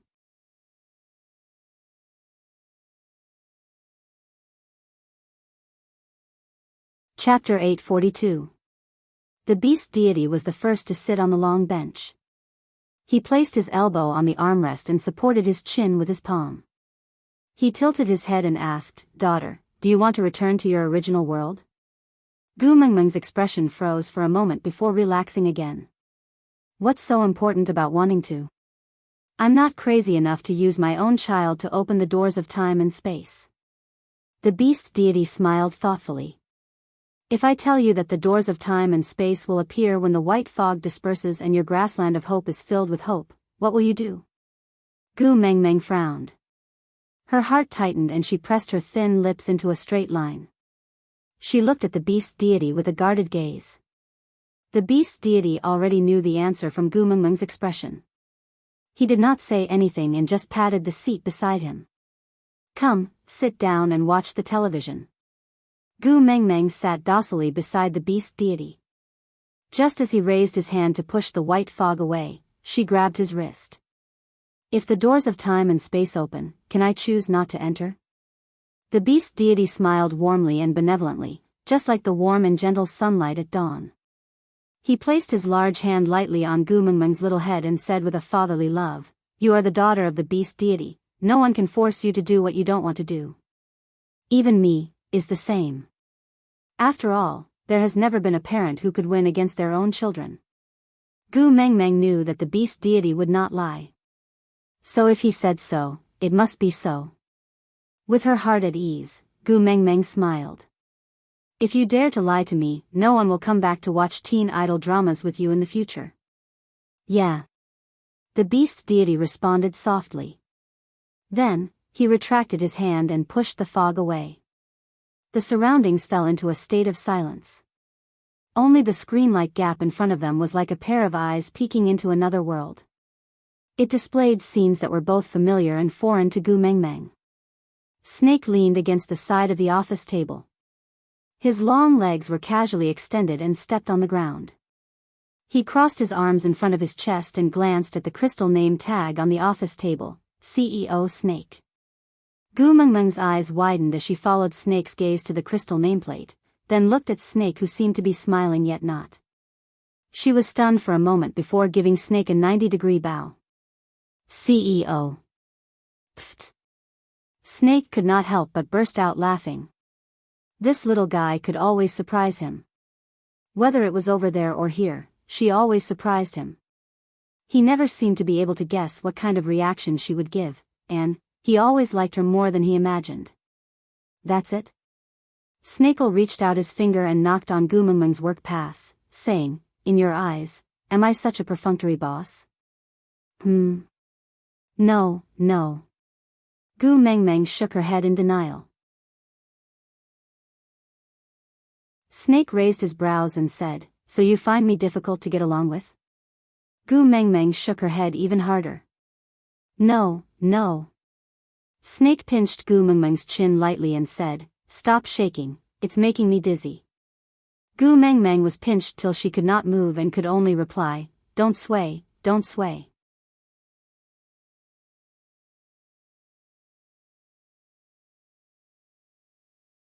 Chapter 843. Snake especially enjoyed it, teasing her and watching her flustered and helpless look. The delicate sensation from his fingertips seemed to carry a slight electric current that spread from his fingertips to his entire body. The slight numbness made him feel comfortable all over. "So, what kind of person am I in your eyes?" Gu Mengmeng stared blankly at Snake, thinking to herself, "If I scold my boss as a pervert on my first day of work, would I be fired?" Snake narrowed his eyes, as if he had seen through Gu Mengmeng's inner thoughts. He added, "If I am not happy, you will be fired on the grounds of not up to the task, and you will have to pay a compensation of 100 times your salary." Gu Mengmeng's eyes narrowed. Huh? Gu Mengmeng was shocked. Snake smiled evilly and happily. "There are 2 copies of the employment contract. You should have one in your bag, right? Open page 7, paragraph 9, line 4. Take a look." Gu Mengmeng immediately took off her bag and flipped out the employment contract she had just signed. Following Snake's words, there was indeed such a clause. If you are not up to the task during the contract period, you will have to pay compensation of 100 times your salary for breaching the contract. A monthly salary of 4,500, 100 would be 450,000. Pleasing your boss is your most important task as a personal assistant. Snake reminded her in a very friendly manner. Of course, if he did not emphasize on the word personal, this sentence would seem to be filled with kindness. "So, now look at the employment contract in your hands. Reorganize your words and answer me, what kind of person am I in your eyes?" Gu Mengmeng shifted her gaze away from the contract with much difficulty and landed it on Snake's face. Her smile was uglier than crying. In her eyes, Snake was just an IOU with a sum of $450,000. It was a sum that she could not afford to offend. For the sake of work, conscience, and whatnot, she could not care less. Boss is the most sacred and inviolable existence in this world. You make me respect you from the bottom of my heart.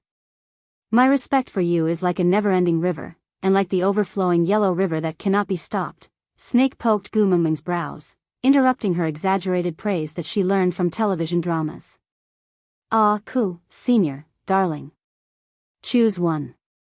Gu Mengmeng tilted her head in a clueless manner. "I do not wish for my identity to be exposed in school and attract unnecessary trouble. So you can't call me boss." Snake had a good reason, but actually, he just didn't like it when she addressed him like everyone else. "Ah, Kel" was too intimate. Gu Mengmeng knew that she and Snake were not that close. She wasn't Taba's customer service, so she had to call everyone dear. Then, senior. Gu Mengmeng smiled as she completed the first mission of this strange job. Snake did not seem too satisfied. He raised his eyebrows and asked, "Why not Aku or my dear?" Gu Mengmeng smiled awkwardly and said, "Don't we still have to interact in school? It's more natural to call him senior."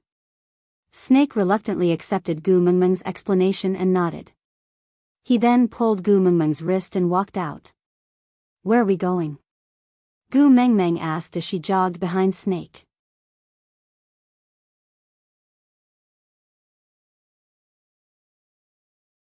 Chapter 844. The so-called dormitory was a small villa with 3 floors. It was located between the school and Monsieur. Gu Mengmeng stood at the entrance of the villa with a dazed expression. "What's wrong?" Snake stood at the entrance and used his body to block the door. With one hand in his pocket, he turned back to look at Gu Mengmeng, who was not coming in. Gu Mengmeng snapped out of her trance and said, "I have worked many jobs and stayed in many employee dormitories, but none of them looked like this. I went to primary school, don't lie to me." Snake chuckled. Of course he knew which jobs she had worked and which employee dormitories she had stayed in. He even knew when her roommate, 7th Auntie's cat, had been sterilized. "So?" Snake asked softly. Gu Mengmeng shook her head and took a step back. "This is definitely not the employee dormitory. I'm not going in." Gu Mengmeng's guarded look made Snake frown. He did not like her distant look. His tumeng was most suited for a heartless smile. "This is your dormitory. You can only stay here." Snake's voice was slightly cold. Gu Mengmeng asked, "There are other employees staying here?" Snake took a deep breath and nodded. Gu Mengmeng was skeptical. She knew that Monsieur was a multinational company and had always treated its employees well. But it should not be so good to the extent that it used a villa as a dormitory for its employees, right? Snake clenched his teeth. Page 7, paragraph 9, line 4, Gu Mengmeng's head went numb. She rushed in without another word. Evil capitalism. Using money to talk about this again. But what else could she do? She blamed herself for not reading the contract carefully when she signed it. She had been thinking that there was a free lunch falling from the sky. Who knew that it was a trap and a trap? She had sold herself out with her own hands. Who could she blame? She did not even have a place to stay now. Even eating was a problem. Where could she find the $450,000 to compensate Monsieur? Snake's expression was rather helpless. She had obediently given in and listened to him. But it was because of money and not because of him. If this girl really managed to gather enough money one day, would she throw the money away and leave without another word? Wasn't 100 times too little? It should have been 10,000 times, no, it should have been 1,000,000,000 times.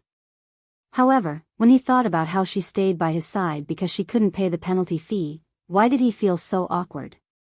Gu Mengmeng surveyed the interior design of the villa. This was definitely not a decoration that a dormitory should have. Every detail reeked of extravagance. Gu Mengmeng even felt that she might not be able to afford the footpad at the entrance with a month's salary. "Didn't you say that there are other employees living here?" "Where?" Gu Mengmeng turned to ask Snake. Snake placed his hand on Gu Mengmeng's shoulder casually and naturally. He said nonchalantly, "I am the CEO of Monsieur. Although I am the boss, I am also one of the employees." As if struck by lightning, Gu Mengmeng was petrified on the spot. Snake hugged her and walked in while he sat on the sofa. He pulled back his arm and Gu Mengmeng fell into his arms. This fall brought Gu Mengmeng back to her senses. She struggled to stand up and said, "Although I lack money, I reject all immoral transactions. If you insist on using the employment contract to sue me for breach of contract, then go ahead. I'd rather go to jail than sell myself."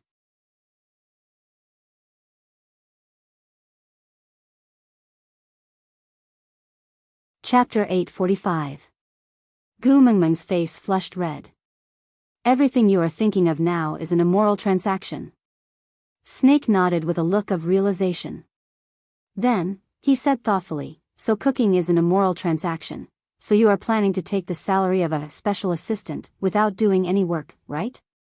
Cooking? Gu Mengmeng was stunned. Snake nodded. What else did you think I was going to do? Gu Mengmeng's face turned even redder. She really wanted to kill herself. Who was he? The great CEO of Monsieur. Not to mention how many socialites were trying to get close to him. Just based on how popular he was in S University, as long as he was willing to open one of his arms, the class bell, the school bell and the school bell who would pounce on him would break his bones. Why would such a person need to have unspoken rules with her? TSK, she was thinking too much. It was quite awkward to think too highly of one's feelings. But Gu Mengmeng was thick-skinned. She got used to it after being embarrassed for so long.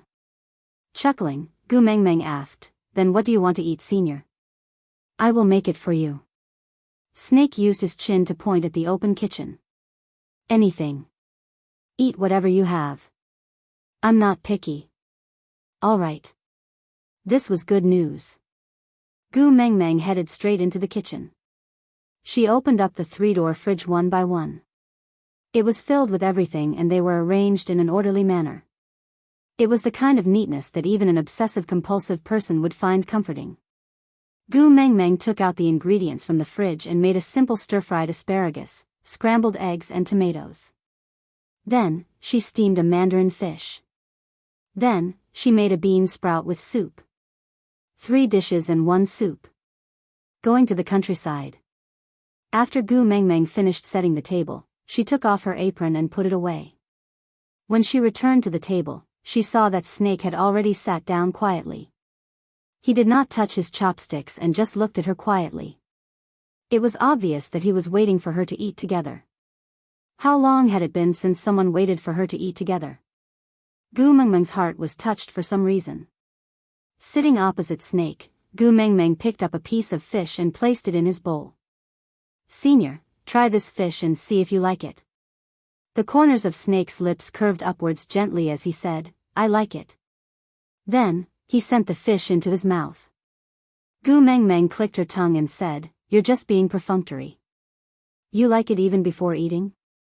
Snake fixed his gaze on Gu Mengmeng and said gently, "I like everything you give me." Gu Mengmeng choked on her rice and coughed violently. Her face flushed red, not knowing if it was because of her coughing or because she was shy.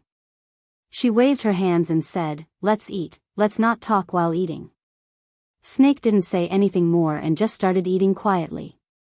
Not a single piece of leftover food was left. Gu Mengmeng was washing the dishes in the kitchen while Snake stood at the door and watched. A warmth and happiness that he had never felt before spread from his eyes. "Tu Meng, so this is how it feels to have you in my life. Even though it's only the first day, I seem to be addicted." Gu Mengmeng finished washing the dishes and wiped her hands dry. She turned around and was shocked to see Snake standing at the door. She asked, "Why are you standing here?" Snake held on to Gu Mengmeng's wrist and led her to the second floor. He pushed open the door to a room and said, "Here, your room."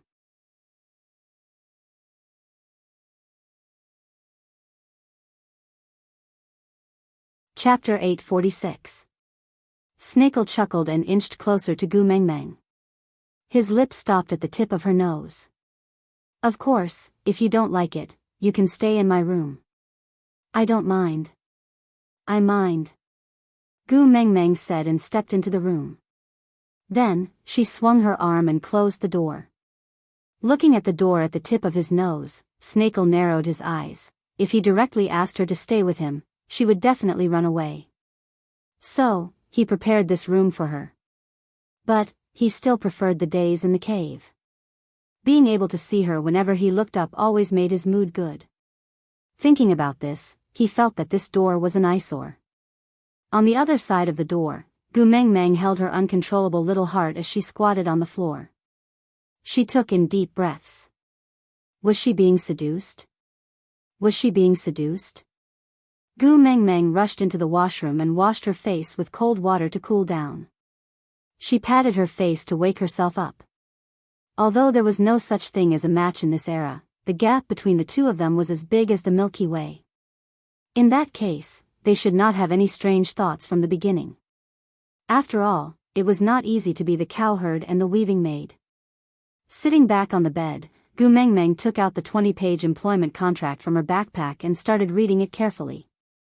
Only then did she realize that other than the first 3 pages, which were normal rules and regulations, from the 4th page onwards, there were some strange contents. The more Gu Mengmeng read, the more her head hurt. She felt that she might not have signed an employment contract. This was a contract to sell her body. Gu Mengmeng felt that even the senior servants in the olden days had more rights than her. Take care of the CEO's 3 meals and daily necessities. Follow the CEO's wishes.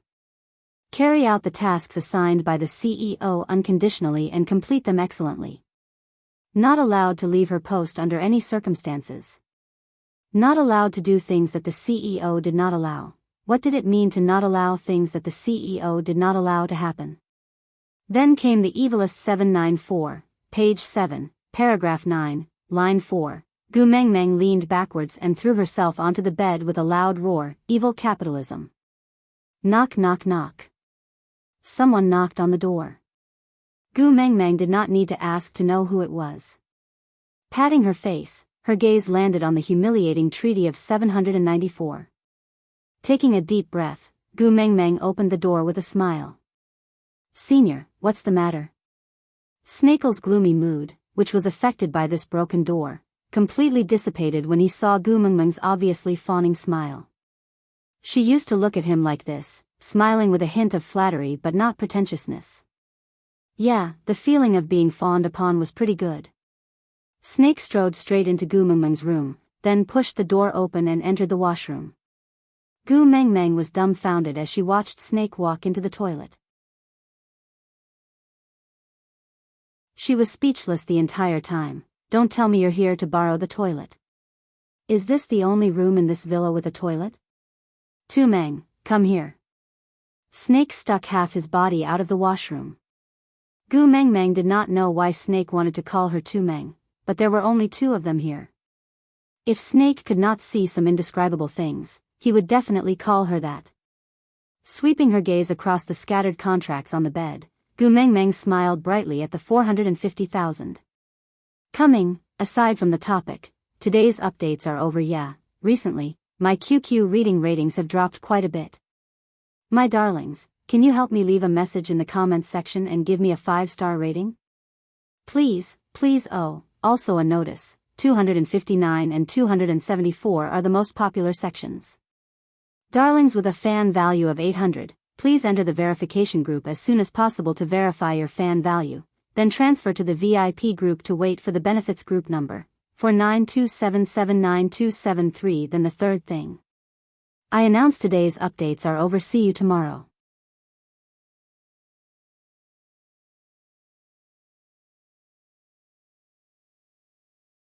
Chapter 847. Shave my beard for me. Snake handed the razor to Gu Mengmeng with a serious expression. Gu Mengmeng held onto the razor with a conflicted expression. She had never touched such a thing in her entire life and it looked rather sharp. What if she scratched his face? How much would she have to pay for it? You're not willing? Snake looked down, his gaze cold. Gu Mengmeng could almost feel that he was about to blurt out the 7th page, 9th paragraph, 4th line. No, it's just that senior is too tall, I can't reach it. Gu Mengmeng measured herself. Actually, it was not that she couldn't reach it, it was just that it was a little strenuous. Snake's large hands circled around Gu Mengmeng's waist, then he lifted her up lightly, making her sit on the sink. Snake's muscular waist was wedged between Gu Mengmeng's legs, his upper body leaning forward slightly, inching closer to Gu Mengmeng, saying, "Here, this height is just right." Gu Mengmeng instinctively pushed Snake, saying, Don't, senior, don't come so close to me." Snake chuckled, as if he didn't understand Gu Mengmeng's shyness, saying, "If I don't come close, how are you going to shave?" Gu Mengmeng's face was so red that her breathing became uneven. She said softly, "That, senior, I really don't know how to use a razor. How about I teach you?" As Snake said, his large hand covered Gu Mengmeng's small hand, holding the razor and moving it around his face. The white bubbles faded away in a rhythmic pattern, revealing a devilishly bewitching face right in front of Gu Mengmeng without any concealment. "Is this your first time shaving a man?" Snake asked despite knowing the answer. Gu Mengmeng blushed and nodded. "Good." Snakel planted a light kiss on her forehead, before pulling away in vain. He threw the razor into the basin and washed his face with clean water. Then, he pulled Gu Mengmeng's little hand over and poured the toner onto it. Then, he looked up at Gu Mengmeng with squinted eyes. Gu Mengmeng's blush deepened. She knew he was asking her to apply toner for him, but why did he look like he was asking for a kiss? Clearing her throat, Gu Mengmeng instinctively pulled her body backwards. Then, she clapped her hands lightly to evenly distribute the toner before applying it on his face. Her movements were gentle and slow. She could feel the warmth of his skin from her palms every time she rubbed it on his face. Gu Mengmeng felt that if she opened her mouth, her heart would jump out from her throat. But Snakel maintained his smile the entire time. After the toner was applied, he applied essence and face cream. After that, he carried Gu Mengmeng down from the sink and held her hand as they walked out. Where are we going now?" Gu Mengmeng stumbled behind Snake and asked. Snake chuckled. "I'll bring you to buy some clothes." "No need, I don't lack clothes." Snake stood still and turned around. He gently lifted Gu Mengmeng's chin and looked down at her, saying, "You lack the clothes I bought for you." Gu Mengmeng was stunned. Gu Mengmeng pressed the hand that was not being held onto her chest out of reflex. "Damn it. My young girl's heart." Gu Mengmeng's small actions pleased Snake.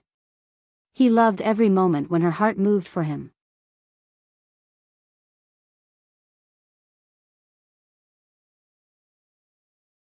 Chapter 848. The white fog gradually returned and the empty space that was the size of a home theater was once again covered. Gu Mengmeng stood up from the long bench and stretched lazily. She turned to look at the beast deity and said, "Booking the whole place to go shopping. TSK. Snake is really inhumane." The beast deity chuckled and said, "Because he also has your memories in his mind. He knows that you especially like to read those novels with domineering characters, so he recorded down every plot you liked and used the past 18 years to set them up one by one, waiting for you to realize all your dreams one by one after meeting you." Novels with domineering characters, I don't even remember it myself. Gu Mengmeng lowered her head and chuckled. She was indeed a fan of novels in the past and often read all kinds of domineering novels during her free time. But after transmigrating to the beast world, she seemed to have never thought about the content and plot of those novels again. But Snake, who had merged with her memories, remembered every piece of information in her mind that even she herself had forgotten. To him, every second that he waited for her was a long torment. He had to do something related to her to calm his crazy thoughts, otherwise, there was a high possibility that he would rush into some hospital and kidnap some newborn baby girl. But in that case, he would only get a fake that looked exactly like Gu Mengmeng. A Gu Mengmeng without those memories was not the complete Gu Mengmeng. Gu Mengmeng did not continue asking about Snake, nor did she mention that Wabi wanted to send him to fight with Snake. She just rolled her eyes and asked another question: "Stray beasts, do they still have a chance to mate?" Wabi's expression changed. The beast deity also stood up and stood beside Gu Mengmeng, asking, "Are you referring to Elvis's parents?" Gu Mengmeng nodded and did not deny it. The beast deity's gaze carried a hint of probing as he asked, "You already know what they did to Elvis, but aren't you angry? You still want to help them?" Gu Mengmeng shook her head and said, "It's not that I'm not angry, it's just that compared to being angry, my heart aches more for my man. Killing one's parents may not be a strange thing in the beast world, but in our world, it's too depraved. I don't want my man to bear such a nightmare. Moreover..." Gu Mengmeng lowered her head and chuckled, "Lee's parents are already dead, my parents, don't mention them. If possible, I want to give Elvis a complete family. This is selfish, and also true." The beast deity remained silent for a moment before smiling. He rubbed Gu Mengmeng's little head and said, "Do you know? You're so different from Wang Xiaoxin." Gu Mengmeng had inherited Snake's memories from his father, so she had a certain level of understanding of Wang Xiaoxin's way of doing things. She was a stickler for iron-fisted policies, and she was very clear about rewards and punishments. He strongly advocated a tooth for a tooth, an eye for an eye. Repaying evil with good, how to repay good. Gu Mengmeng could not say that Wang Xiaoxin's way of doing things was wrong, but everyone had their own way of living and their own obsession. Wang Xiaoxin desperately wanted to go back, but perhaps her obsession was with family. Gu Mengmeng smiled and said, "We are originally different. Everyone in this world is unique, isn't that so?" You're tuning in to the Journey of the Soul YouTube channel. Don't forget to subscribe and join us on this journey to catch the most captivating stories.